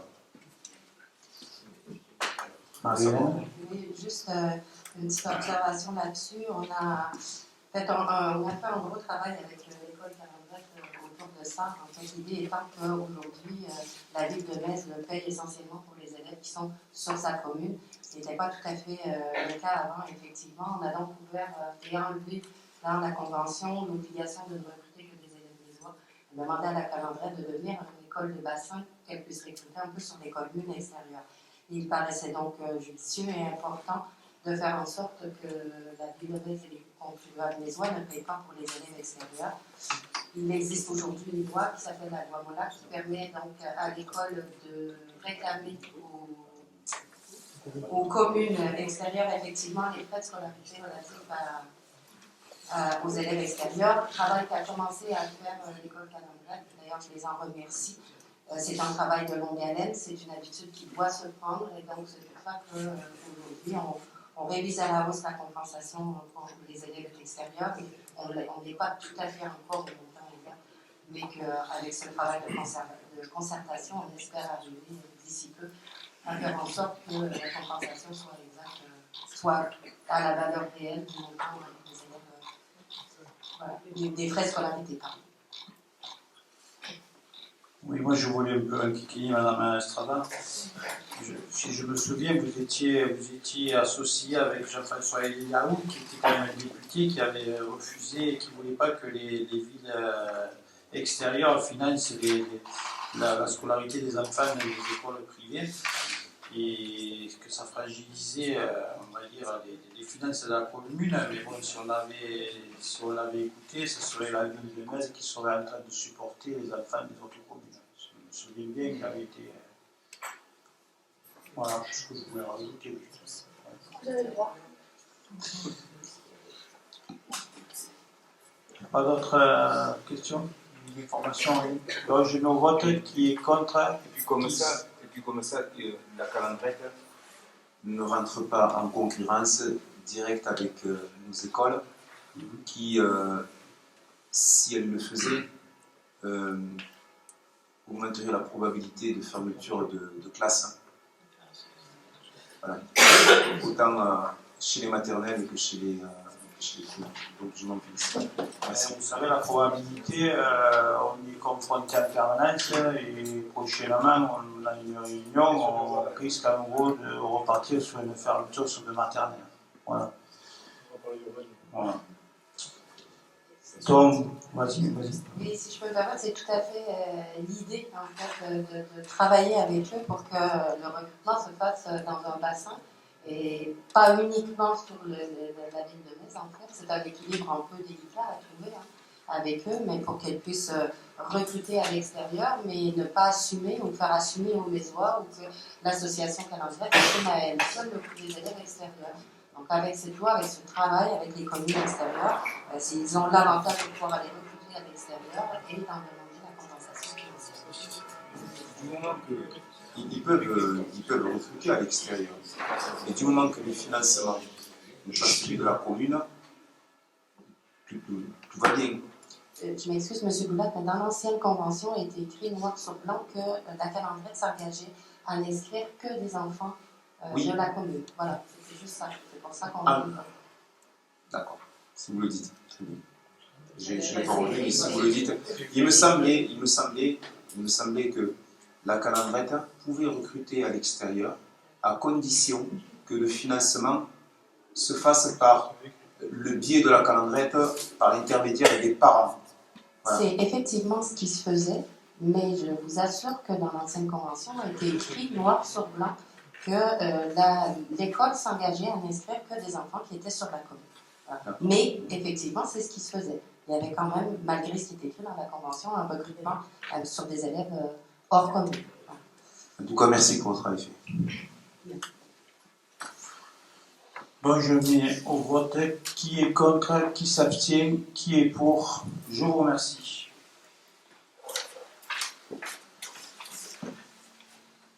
Question numéro 16, association, projet de convention d'objectifs et de moyens avec le Metz Stade de Football Club. Et je laisse la parole à M. Nicolas Archambault. Merci, M. le maire. Comme chaque année, conformément à la loi, une convention d'objectifs et de moyens est signée avec le club de football de Metz, qui perçoit une subvention supérieure à 23 000 €. Cette convention définit les engagements de la commune et ceux de l'association. Ils sont détaillés dans le projet de convention qui a été adressé.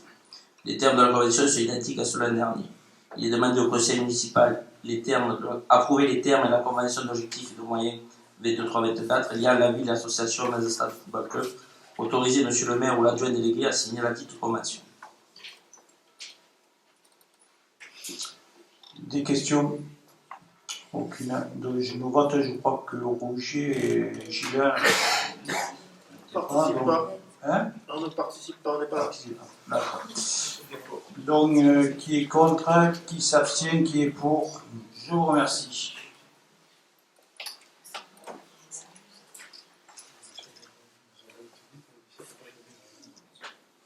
Alors,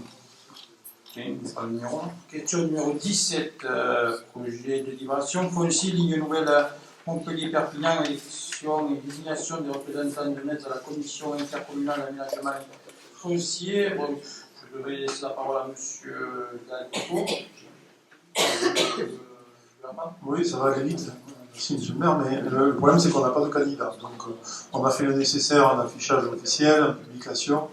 vous l'avez dans la délibération, le projet de délibération, mais on a 0 candidat. Alors, à moins que dans la salle, il y ait 2 personnes qui soient cotisants au foncier non bâti sur le territoire de la commune et qui se portent candidat, eh bien, on n'aura pas de candidat. Voilà. Donc, la délibération sera sans objet. Est-ce qu'il y a des volontaires? Il y a déjà des maisons qui sont désignés des agriculteurs, notamment par la Chambre d'agriculture. Donc il y aura des maisons. Mais au titre du conseil municipal de la ville, on a eu 0 candidat déposé. Donc on ne peut pas inventer des candidats ni un vote fantôme. Donc s'il n'y a pas de candidat, on conclut qu'il n'y aura pas de représentant de la ville de Metz à cette commission. Effectivement. Pour être candidat, il suffit d'être propriétaire foncier et payer de l'impôt non bâti sur la ville de Metz. Pas de candidat. Donc, si vous avez quelqu'un dans votre entourage, Ouais, ah, c'est maintenant. Si on n'a pas de candidat maintenant, la délibération, ça nous fait. Il y a des représentants, il y a des représentants des agriculteurs qui ont été désignés par la Chambre d'agriculture. Il y a le maire, je pense qu'il est du droit. Le maire et un conseiller. Ouais. Donc la ville est représentée, mais les propriétaires de fonciers non bâtis de la commune, il n'y a pas de candidat. Voilà.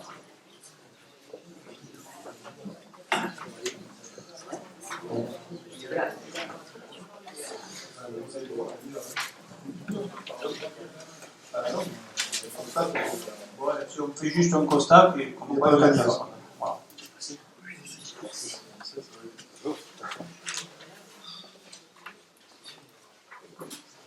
Question numéro 18, foncier, demande d'annulation et déclaration d'intérêt communautaire du secteur des Cesquiers et résiliation de la convention entre l'établissement public foncier d'Occitanie, cet agropole méditerranée et la commune de Metz pour une mission d'anticipation foncière sur ce site.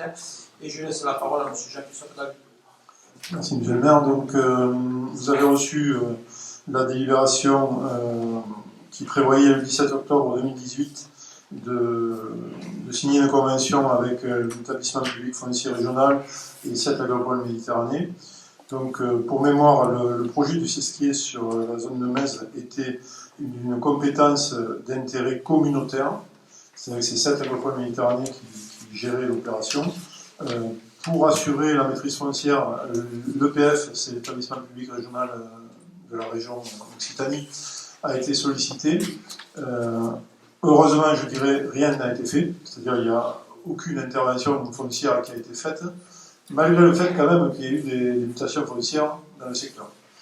Mais en tout cas, l'EPF ne s'avait pas mêlé, et c'est un bien aujourd'hui, parce que la commune, à l'époque, s'était engagée sur 1,5 million à reverser à l'EPF en cas de non-réalisation du projet. Donc heureusement que rien ne s'est déroulé comme ça. On est d'accord avec l'EPF, on est d'accord avec 7 agropoles Méditerranée. Donc aujourd'hui, on demande à 7 agropoles Méditerranée de ne plus déclarer d'intérêt communautaire à l'opération du Cesquier, puisque dans la révision du PLU, on va la supprimer. Et on résilie à l'amiable avec l'EPF qui n'a pas engagé de fonds, et 7 agropoles Méditerranée, cette convention. Voilà. Donc, elle va se terminer dans quelques temps, hein, mais il vaut mieux acter la renonciation de cette agropole Méditerranée à déclarer d'intérêt communautaire la ZAC du Cesquier, et donc résilier cette convention qui n'a plus d'objet. Voilà. Il n'y a pas d'engagement financier, ni des uns ni des autres, c'est une résiliation simple.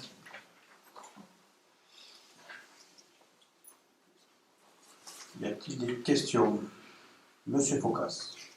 Bon, juste rapidement, une petite remarque, c'était vos engagements, c'était aussi nos engagements, on était dans ce sens-là, de revenir en arrière sur ce qui avait été décidé sur cette zone, qui pour nous n'était pas judicieux, donc on voit que ça suit son cours, et on vous remercie, nous on est très satisfaits de cette décision, et que ça avance, parce que c'était pas non plus forcément gagné d'avance. Voilà. Allez. D'autres observations? Aucune. Donc je vais mettre au vote qui est contre, qui s'abstient, qui est pour. Je vous remercie.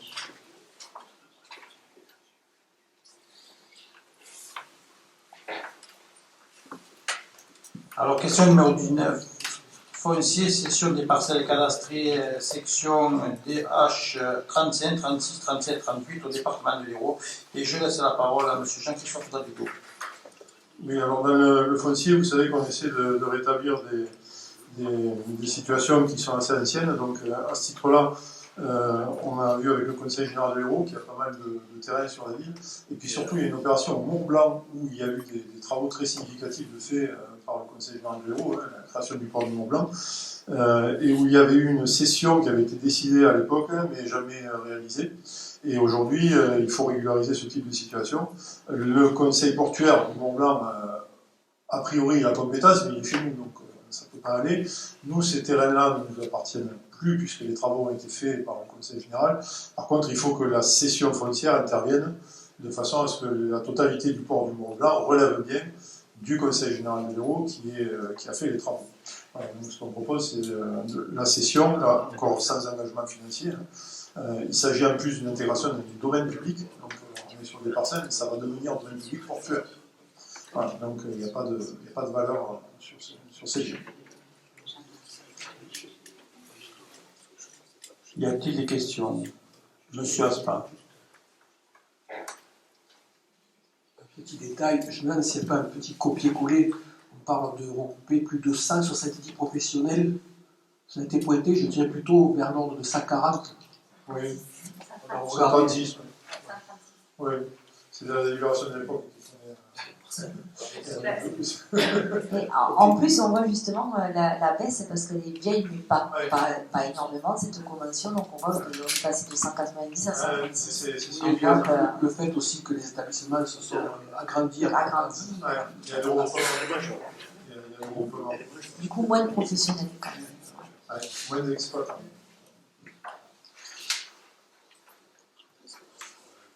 D'autres observations, questions?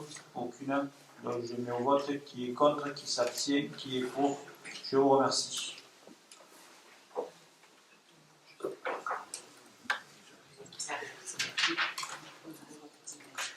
Alors la question numéro 20, urbanisme, approbation de la modification du numéro 1 du PLU. Là je laisse la parole et le dossier. Jean-Christophe Davido. Merci monsieur le maire.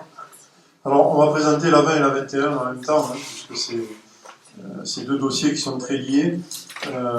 Vous vous souvenez qu'on avait lancé une modification du PLU et qu'ensuite, en cours de route, il a fallu avoir aussi une révision allégée pour ce qui relève de l'entrée de Metz. C'est-à-dire, on a aujourd'hui deux procédures qui arrivent à terme, une seule enquête publique qui vient de se dérouler, une modification simplifiée qui touche le cœur de Metz et une révision allégée qui touche de la gendarmerie au rond-point de Bagnols-Guibel. Voilà. Donc, sur ces dossiers, vous avez reçu donc les avis du commissaire enquêteur. Je pense que ça vaut le coup de revenir un petit peu en arrière. On avait pris des engagements forts sur l'urbanisme. On a lancé les procédures dès que nous sommes arrivés, ça n'a pas traîné. On s'est appuyé, pour mémoire à l'époque, sur une décision de 2018 de prescrire une modification de l'ancienne municipalité qui n'avait pas été du tout suivie des faits. On en a profité pour gagner du temps, on s'est appuyé sur cette délibération qui avait des objectifs assez vastes en fait, et on a lancé le bureau d'études qui n'avait pas reçu d'ordre de service dès qu'on est arrivé. Donc historiquement, vous avez eu assez d'informations, puisqu'il y a eu, outre la procédure légale qu'on va reprendre rapidement, il y a quand même eu une commission urbanisme qui s'est réunie 3 fois là-dessus, une réunion publique, en plus du volet légal qu'on va analyser, qu'on va reprendre. Donc c'était quand même assez nécessaire. On va voir dans le cadre d'enquête publique les résultats que les gens ont beaucoup confondu cette procédure de révision et de modification avec la révision générale. C'est que les gens sont venus s'exprimer sur des besoins qui relèvent de la révision générale qu'on a lancée, mais peu sur la modification. Donc, on arrive au bout de ces procédures. Pour mémoire, donc, vous avez en page 5 et 6 du rapport l'objet de la révision et de la modification. Donc, je vais retrouver. Voilà. Donc, Pour l'enquête unique, la modification numéro 1 portait sur d'abord le secteur du Moulin à Vent, ensuite le secteur du Sesquier, avec la création d'un emplacement réservé pour le chemin du Ceinturon, le site du centre technique départemental boulevard Paul Valéry, c'est-à-dire futur quartier social avec la maison de service public, la prise en compte du risque de remontée des nappes phréatiques avec l'interdiction des constructions en sous-sol, l'encadrement des activités de dégustation dans les zones conquicoles, l'augmentation de la production de logements sociaux avec le déclenchement de la servitude de mixité sociale à partir des opérations de 8 logements au lieu de 25, l'intégration d'un minimum de 20% de logements d'accession sociale en plus des 30% de logements sociaux, la protection des cœurs d'îlots en zone historique, la modification de la règle de hauteur des constructions en U1, U2, U3 qui a été précisée, la modification de la règle de hauteur en zone NPU pour permettre la police municipale, en fait, la rénovation de la police municipale, l'instauration d'une règle de hauteur des travaux d'exhaussement des sols limitée à 0,60 mètres, la modification des modalités d'installation des panneaux solaires en toiture, l'actualisation du règlement pour prendre en compte des évolutions législatives, la rectification d'erreurs matérielles, notamment sur le port et la conque à Metz, et la création d'une annexe au PLU indiquant le périmètre de la ZAC des Costes. Donc ça, c'est pour la modification, numéro 1. Pour la révision allégée, elle concernait l'entrée de ville et la réduction de la bande non édificandi liée à la loi Barnier, ainsi que la suppression des emplacements réservés institués pour la création d'une piste cyclable, puisque la piste cyclable, on va l'aménager dans les dépendances de la route départementale. La création d'espaces boisés classés de part et d'autre de la route départementale et la protection en élément du patrimoine, le muret de clôture du parc du château, de façon à obtenir un élément bâti protégé et des espaces verts protégés. Et donc la création d'une OAP entrée de ville.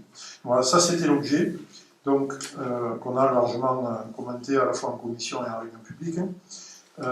Nous avons ensuite engagé une procédure dont je vais vous passer quand même tous les détails, puisqu'il y a eu beaucoup de délibérations.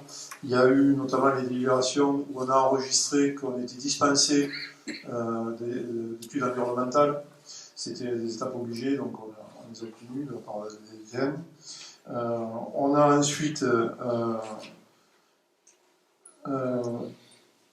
procédé, une fois que les deux dossiers ont été calés avec la DTM, à une enquête publique unique. Cette enquête publique, donc, c'est le 19 septembre 2023 qu'on a eu le lancement. Elle s'est déroulée avec le commissaire enquêteur qui a été nommé. En fait, on a eu 17 visites physiques sur les 3 jours de rendez-vous du commissaire enquêteur. Il y a eu 9 observations de registre écrit. Il y a eu quand même sur le registre numérique, lui, dont on doutait un peu, les professionnels s'y sont rués dessus, puisqu'on a eu 541 visualisations du dossier technique Internet et 595 téléchargements du dossier technique.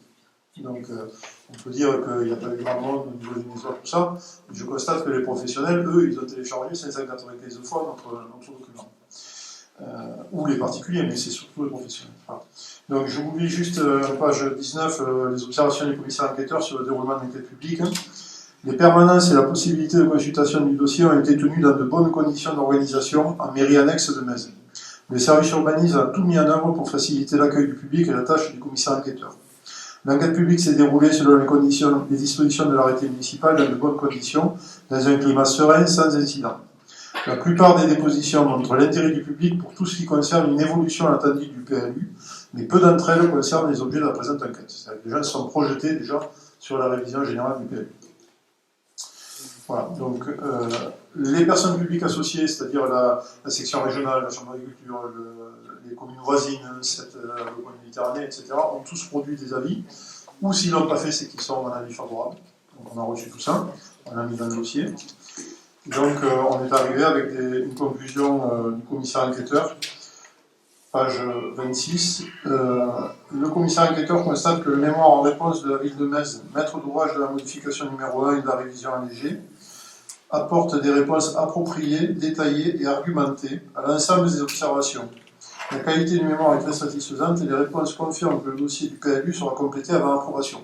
Puisqu'en fait, quand le commissaire a fini, il nous a transmis la totalité des remarques et on a répondu avec le bureau d'études et les services techniques aux remarques des gens et aux remarques du commissaire enquêteur. Voilà. Donc, ce qui a donné lieu finalement à 2 avis du commissaire enquêteur qui sont favorables sur les 2 dossiers avec des réserves. Les réserves sont très simples puisque pour la modification numéro 1, l'avis favorable est assorti d'une réserve concernant intégrer la charte et le règlement type pour la dégustation-vente dans les exploitations conquicoles, chose que l'on a vue avec les représentants des professionnels, d'ailleurs M. Aspra était présent, donc ça a été fait. Préciser le cadre réglementaire des toitures de terrasse, on a bien précisé que c'était la hauteur à l'acrotère. Et ensuite préciser le règlement concernant la mixité urbaine, puisqu'il y avait une formulation et ou pour les logements sociaux et l'accession, et nous on a bien dit c'est et logement et accession. Voilà. Donc ça a été pour la modification numéro 1.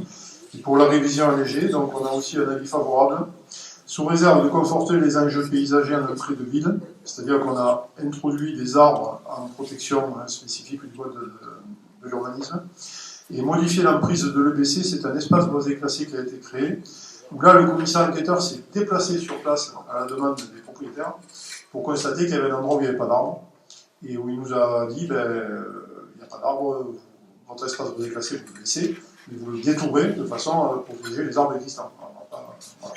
Donc on a introduit dans le document final cette réserve. Voilà, donc on arrive en fin de procédure, 2 ans quand même, pour arriver à avoir des nouvelles règles. Alors, depuis 2 ans quand même, les professionnels ont joué le jeu pour certains, puisqu'ils se sont rentrés dans ces nouvelles règles, même avant qu'on les vote ce soir. Donc il y a eu des négociations sur certains dossiers, ça n'a pas été un mal. Mais là, on est tranquille aujourd'hui, si on vote ces 2 délibérations, c'est la loi dès demain matin, ou du moins dès que ça sera purgé de propriétaires. Voilà.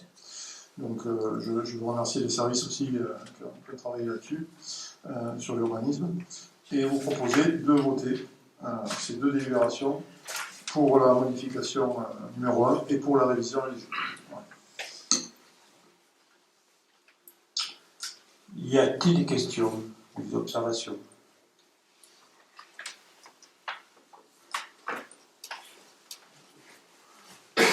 Une observation, juste ce que je voulais dire par rapport à Jean-Christophe.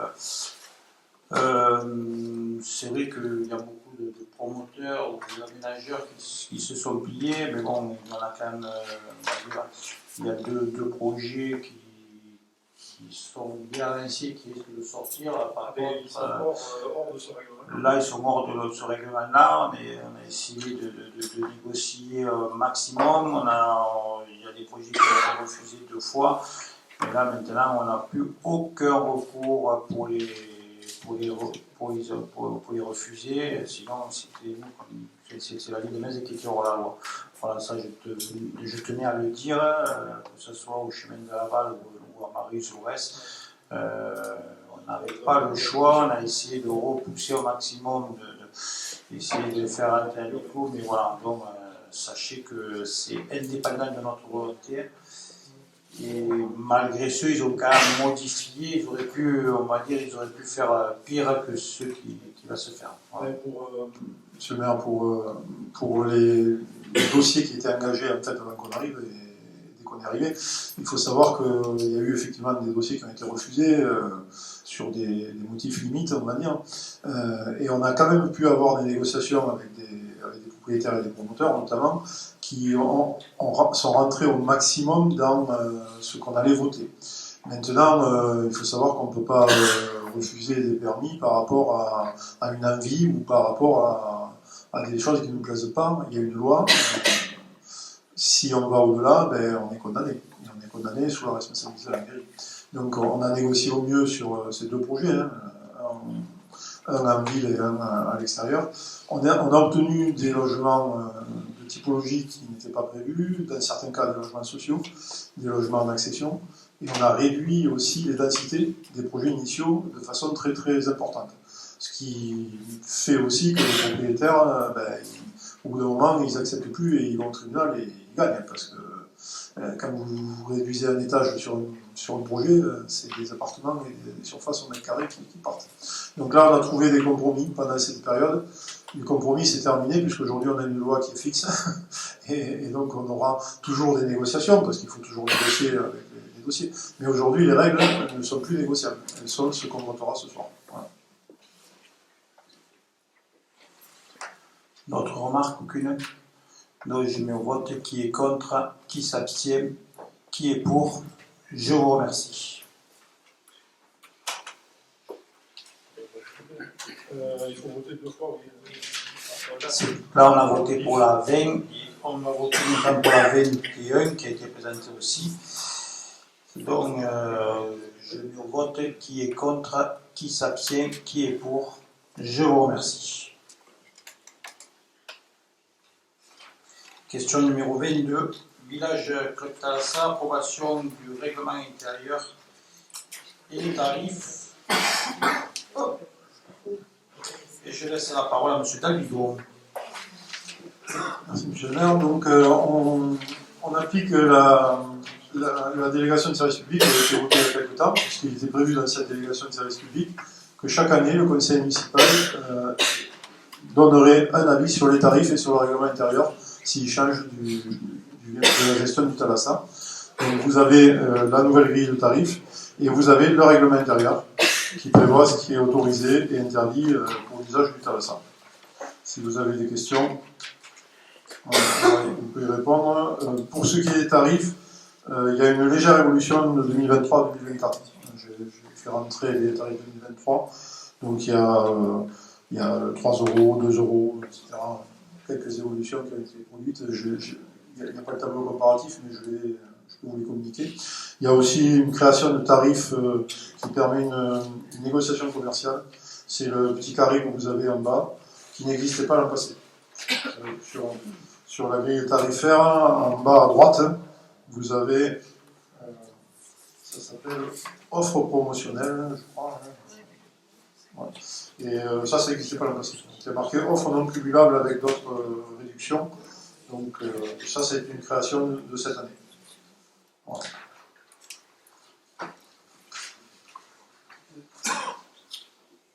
Y a-t-il des questions? Madame Kalila. C'était simplement pour savoir où on en était du dossier de délégation. Puisqu'on s'était réunis beaucoup de fois, et puis là voilà, juste pour savoir l'actualité du projet.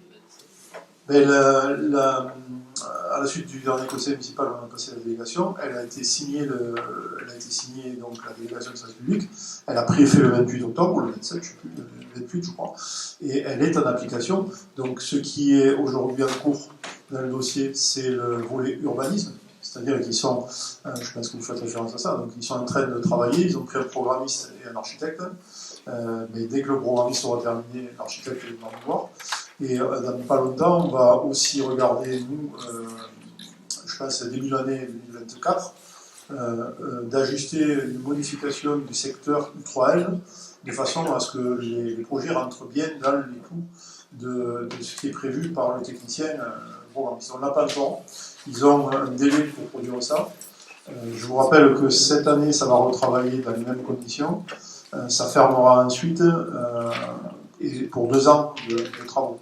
Mais auparavant, on présentera en conseil et à la population le projet définitif archi, puisque là, on a un peu des esquisses.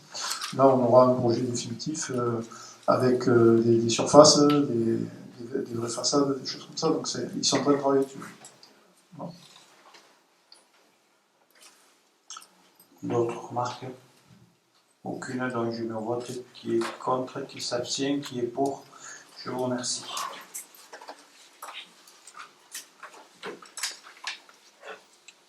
Nous avons terminé. Je voulais vous donner une information.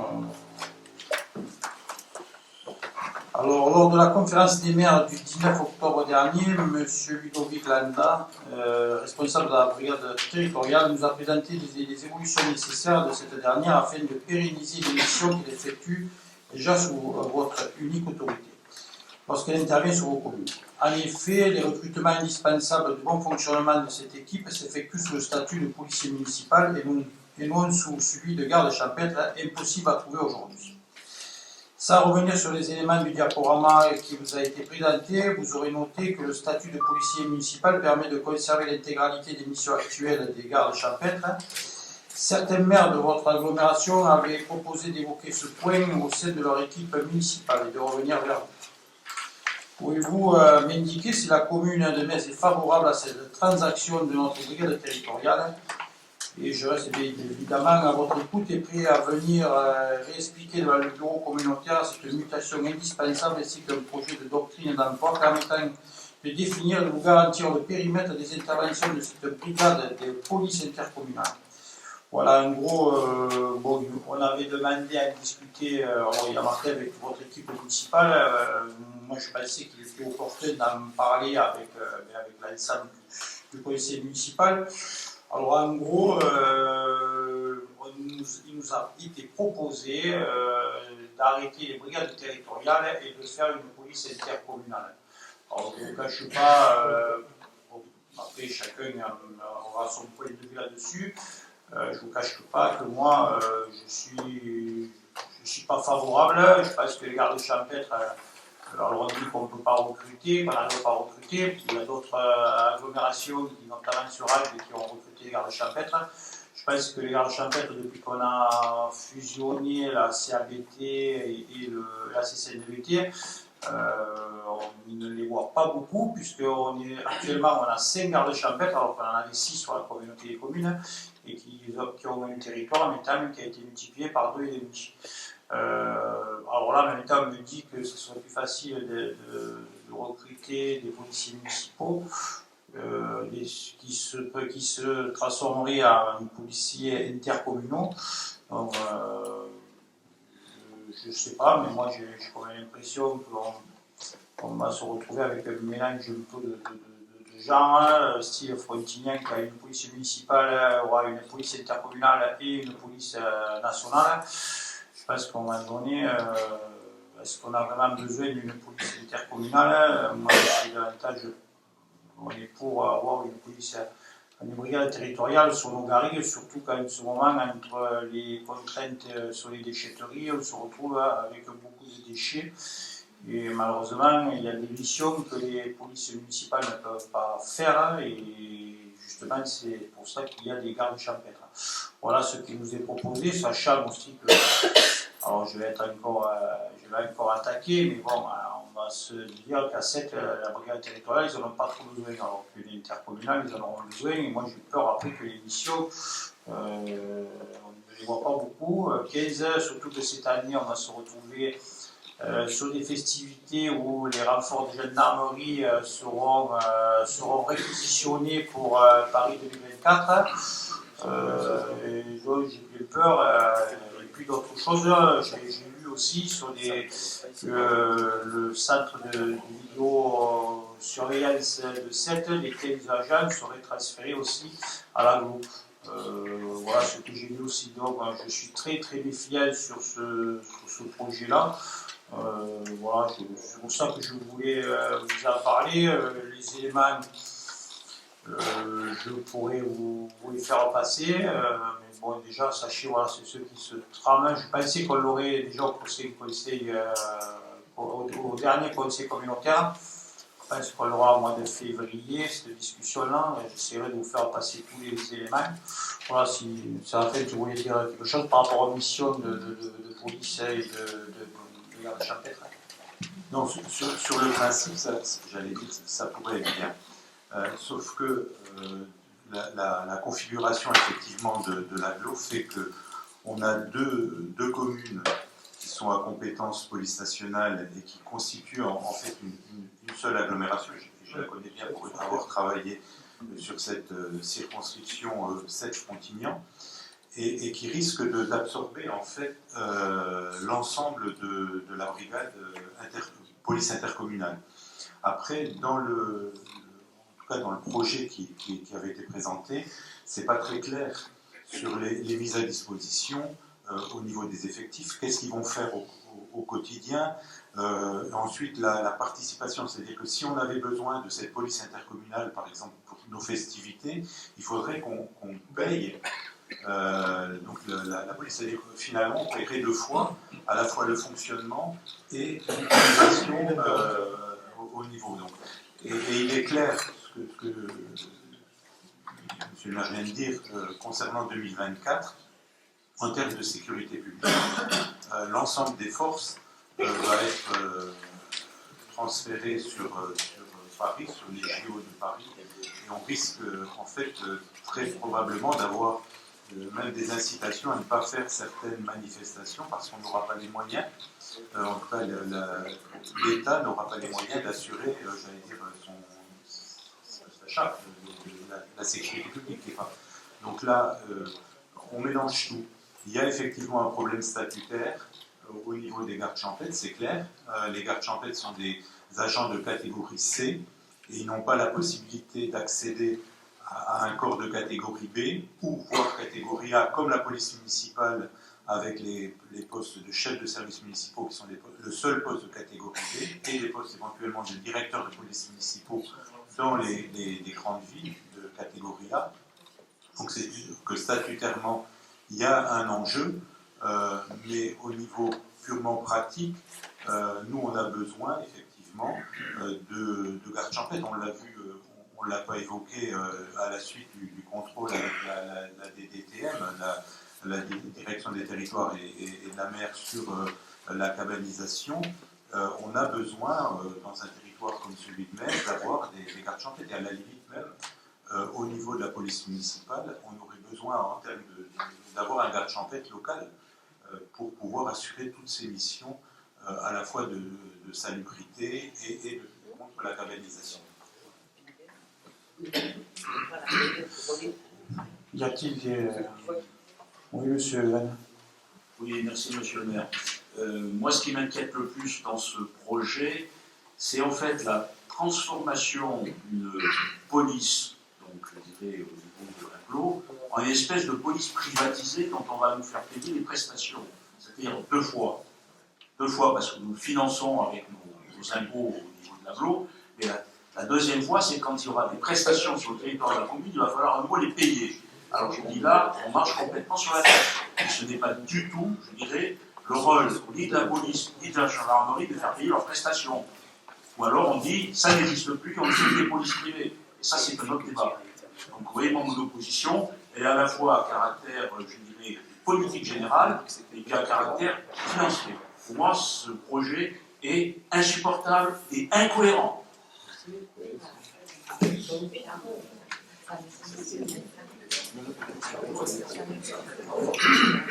Après, moi, ce qui me fait peur aussi, c'est que, d'ailleurs, on reçoit tout le temps, avant les périodes estivales, on reçoit une note du préfet qui nous demande de mutualiser nos polices municipales avec les autres communes. Donc, je ne sais pas ce que c'est voulu aussi par l'État, sauf qu'en même temps, vous avez la gendarmerie de Metz où il y avait un effectif de 23 gendarmes qui est maintenant qui est descendu à 20 gendarmes. Donc c'est pour ça que bon, j'en ai déjà parlé avec Séraphin et le chef de la police. Recruter des policiers actuellement pour que la gendarmerie, on va dire, se déshabille, je pense qu'à un moment donné, c'est pas aux collectivités de faire la sécurité. Je veux dire, voilà, je pense qu'à un moment donné, chacun assume ses responsabilités. Et là, ce qui me fait peur, c'est que si on fait une police intercommunale, justement, on va avoir des commissariats qui vont commencer aussi à se vider, qui vont compenser. Je ne vous cache pas que même nous, sur la police municipale, finalement, je préfère avoir des épées qui font, on va dire, de la salubrité publique ou font à l'intérieur que des policiers qui remplacent un peu la gendarmerie. Moi, j'ai bien peur que ce soit une étape, en fait, je le ressens comme ça, une étape vers autre chose. Pour moi, le responsable de la sécurité, le responsable de la police municipale sur un territoire, c'est le maire. Et à partir du moment où on essaie de diluer ça, quand il n'y a pas de chef, excusez l'expression, bien identifié, ça part souvent en vrille. Ça, c'est la première chose. La deuxième chose, c'est qu'on s'aperçoit que, malheureusement, c'est encore un échec, puisque on transfère l'eau, on se pose la question s'il ne faudrait pas récupérer l'eau. On nous pose la question si on veut faire une police intercommunale, on se pose la question, comme l'a dit Séraphin, de remettre une garde champêtre municipale, ce à quoi je serais favorable dans l'absolu.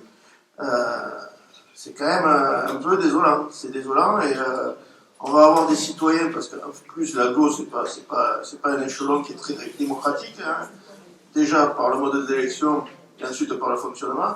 Donc on va se retrouver comme avec l'Europe, qui sont des belles idées au départ, et que la population va prendre en grippe au bout d'un moment, puisque c'est source plus de désagréments finalement que de choses positives que les gens peuvent voir au jour le jour.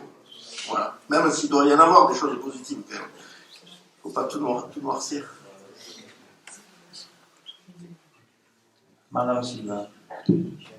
Oui, sur ce sujet, je partage aussi votre inquiétude. C'est-à-dire que je ne me vois pas aujourd'hui dire à nos administrés, vous avez un problème, quel qu'il soit, sur la commune, de leur dire, ah ben non, nous on peut rien, allez voir cet aglopole, allez voir la police de cet aglopole.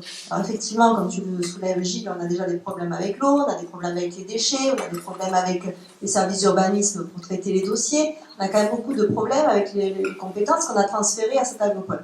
Donc je ne veux pas à chaque fois incriminer cet aglopole, mais il y a certaines compétences, effectivement, et en tout cas le devoir de police, je pense que ça doit rester communal et en tout cas le maire. Voilà.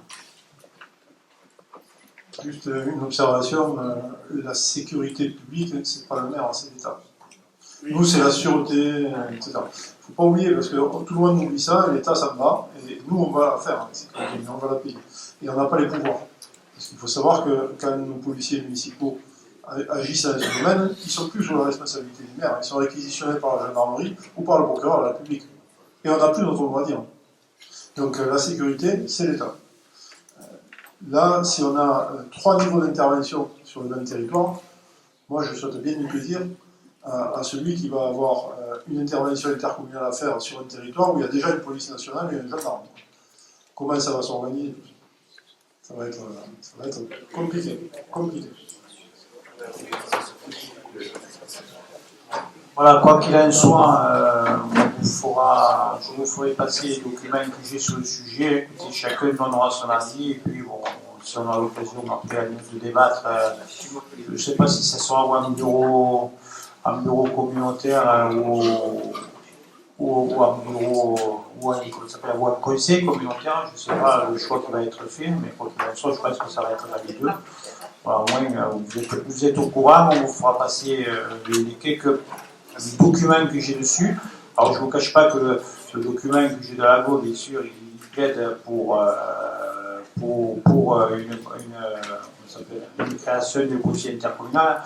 Après, c'est à chacun d'entre vous de vous renseigner auprès des policiers, auprès des gardes champêtres, parce que ce que je peux vous dire, c'est qu'il y en a 2 sur 5 qui sont pour intégrer la police intercommunale, puis le reste, ils sont totalement contre. Voilà. Tu voulais parler d'un truc, Audrey, une prochaine fois? Une prochaine fois, ou alors tu fais court. Moi aussi, c'était pour vous tenir au courant des aménagements d'entrée sur Metz, puisqu'on a reçu le vice-président en charge des aménagements du territoire du département pour qu'on puisse prendre en compte l'aménagement entre le rond-point de la zone industrielle au rond-point de Magne. Donc il y a le CCTP qui sort au niveau du département. C'est une opération qui a été chiffrée aujourd'hui à 1 900 000 €, où le département a apporté son concours sur toute sa partie déjà, celle qui vient de la gendarmerie au rond-point, et participera avec la ville de Metz pour faire la partie gendarmerie jusqu'au rond-point de Magne. Voilà, donc aujourd'hui on en est là, et c'est un projet qui tend à sortir d'ici l'année prochaine. Donc quand on en saura un petit peu plus, et quand on aura des propositions faites par les ingénieurs du département et avec le cahier des charges aussi qu'on a donné, tel carrefour à feu, sécurisation de la gendarmerie, accessibilité à Mauvignac, mieux qu'il n'est aujourd'hui. Quand on aura toutes ces informations un peu plus complémentaires, on reviendra vers vous, et puis on fera comme on a fait jusqu'à présent, on ouvrira la salle des citoyennetés et on viendra en débattre avec vous. Voilà, et bonne fête de Noël à tous. Alors, je vous souhaite de bonnes fêtes, hein. Profitez bien de cette fin d'année et je vous signale que le prochain conseil municipal sera le 29 janvier. Voilà, vous pouvez noter. Bonne fin de soirée.